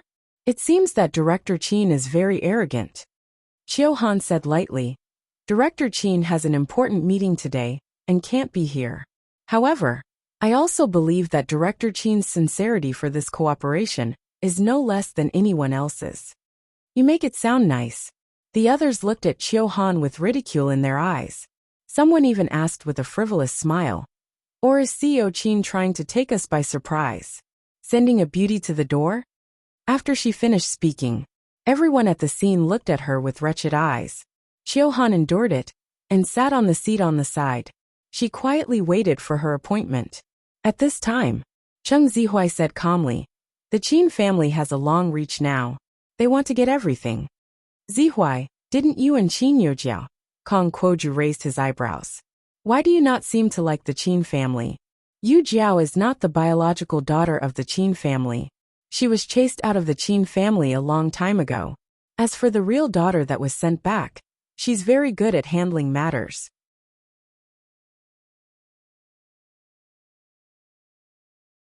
Cheng Zihuai's tone was filled with disgust, and Kong Kuoju quickly understood. Kong Kuoju smiled and said, so that's how it is. However, this is not a big deal. Leave it to me. On the top floor. This was the first time Nieyu had faced Bei Yunja's high-pressure aura, and he felt a chill run down his spine. What do you mean? Are you trying to fool me with something like this? Bei Yunja's face was expressionless. She threw the things on the table and suppressed her anger. Nieyu picked up the proposal and flipped through it, but he didn't notice anything wrong. But not long after, Nieyu suddenly remembered something. He borrowed the computer to check the data and found that there were many problems with the expenditure of the public welfare fund. It was a fake account. Miss Pei. This really isn't my fault. Yu panicked. He finally knew why Bei Yunj was angry. You're tuning in to the Journey of the Soul YouTube channel. Don't forget to subscribe and join us on this journey to catch the most captivating stories.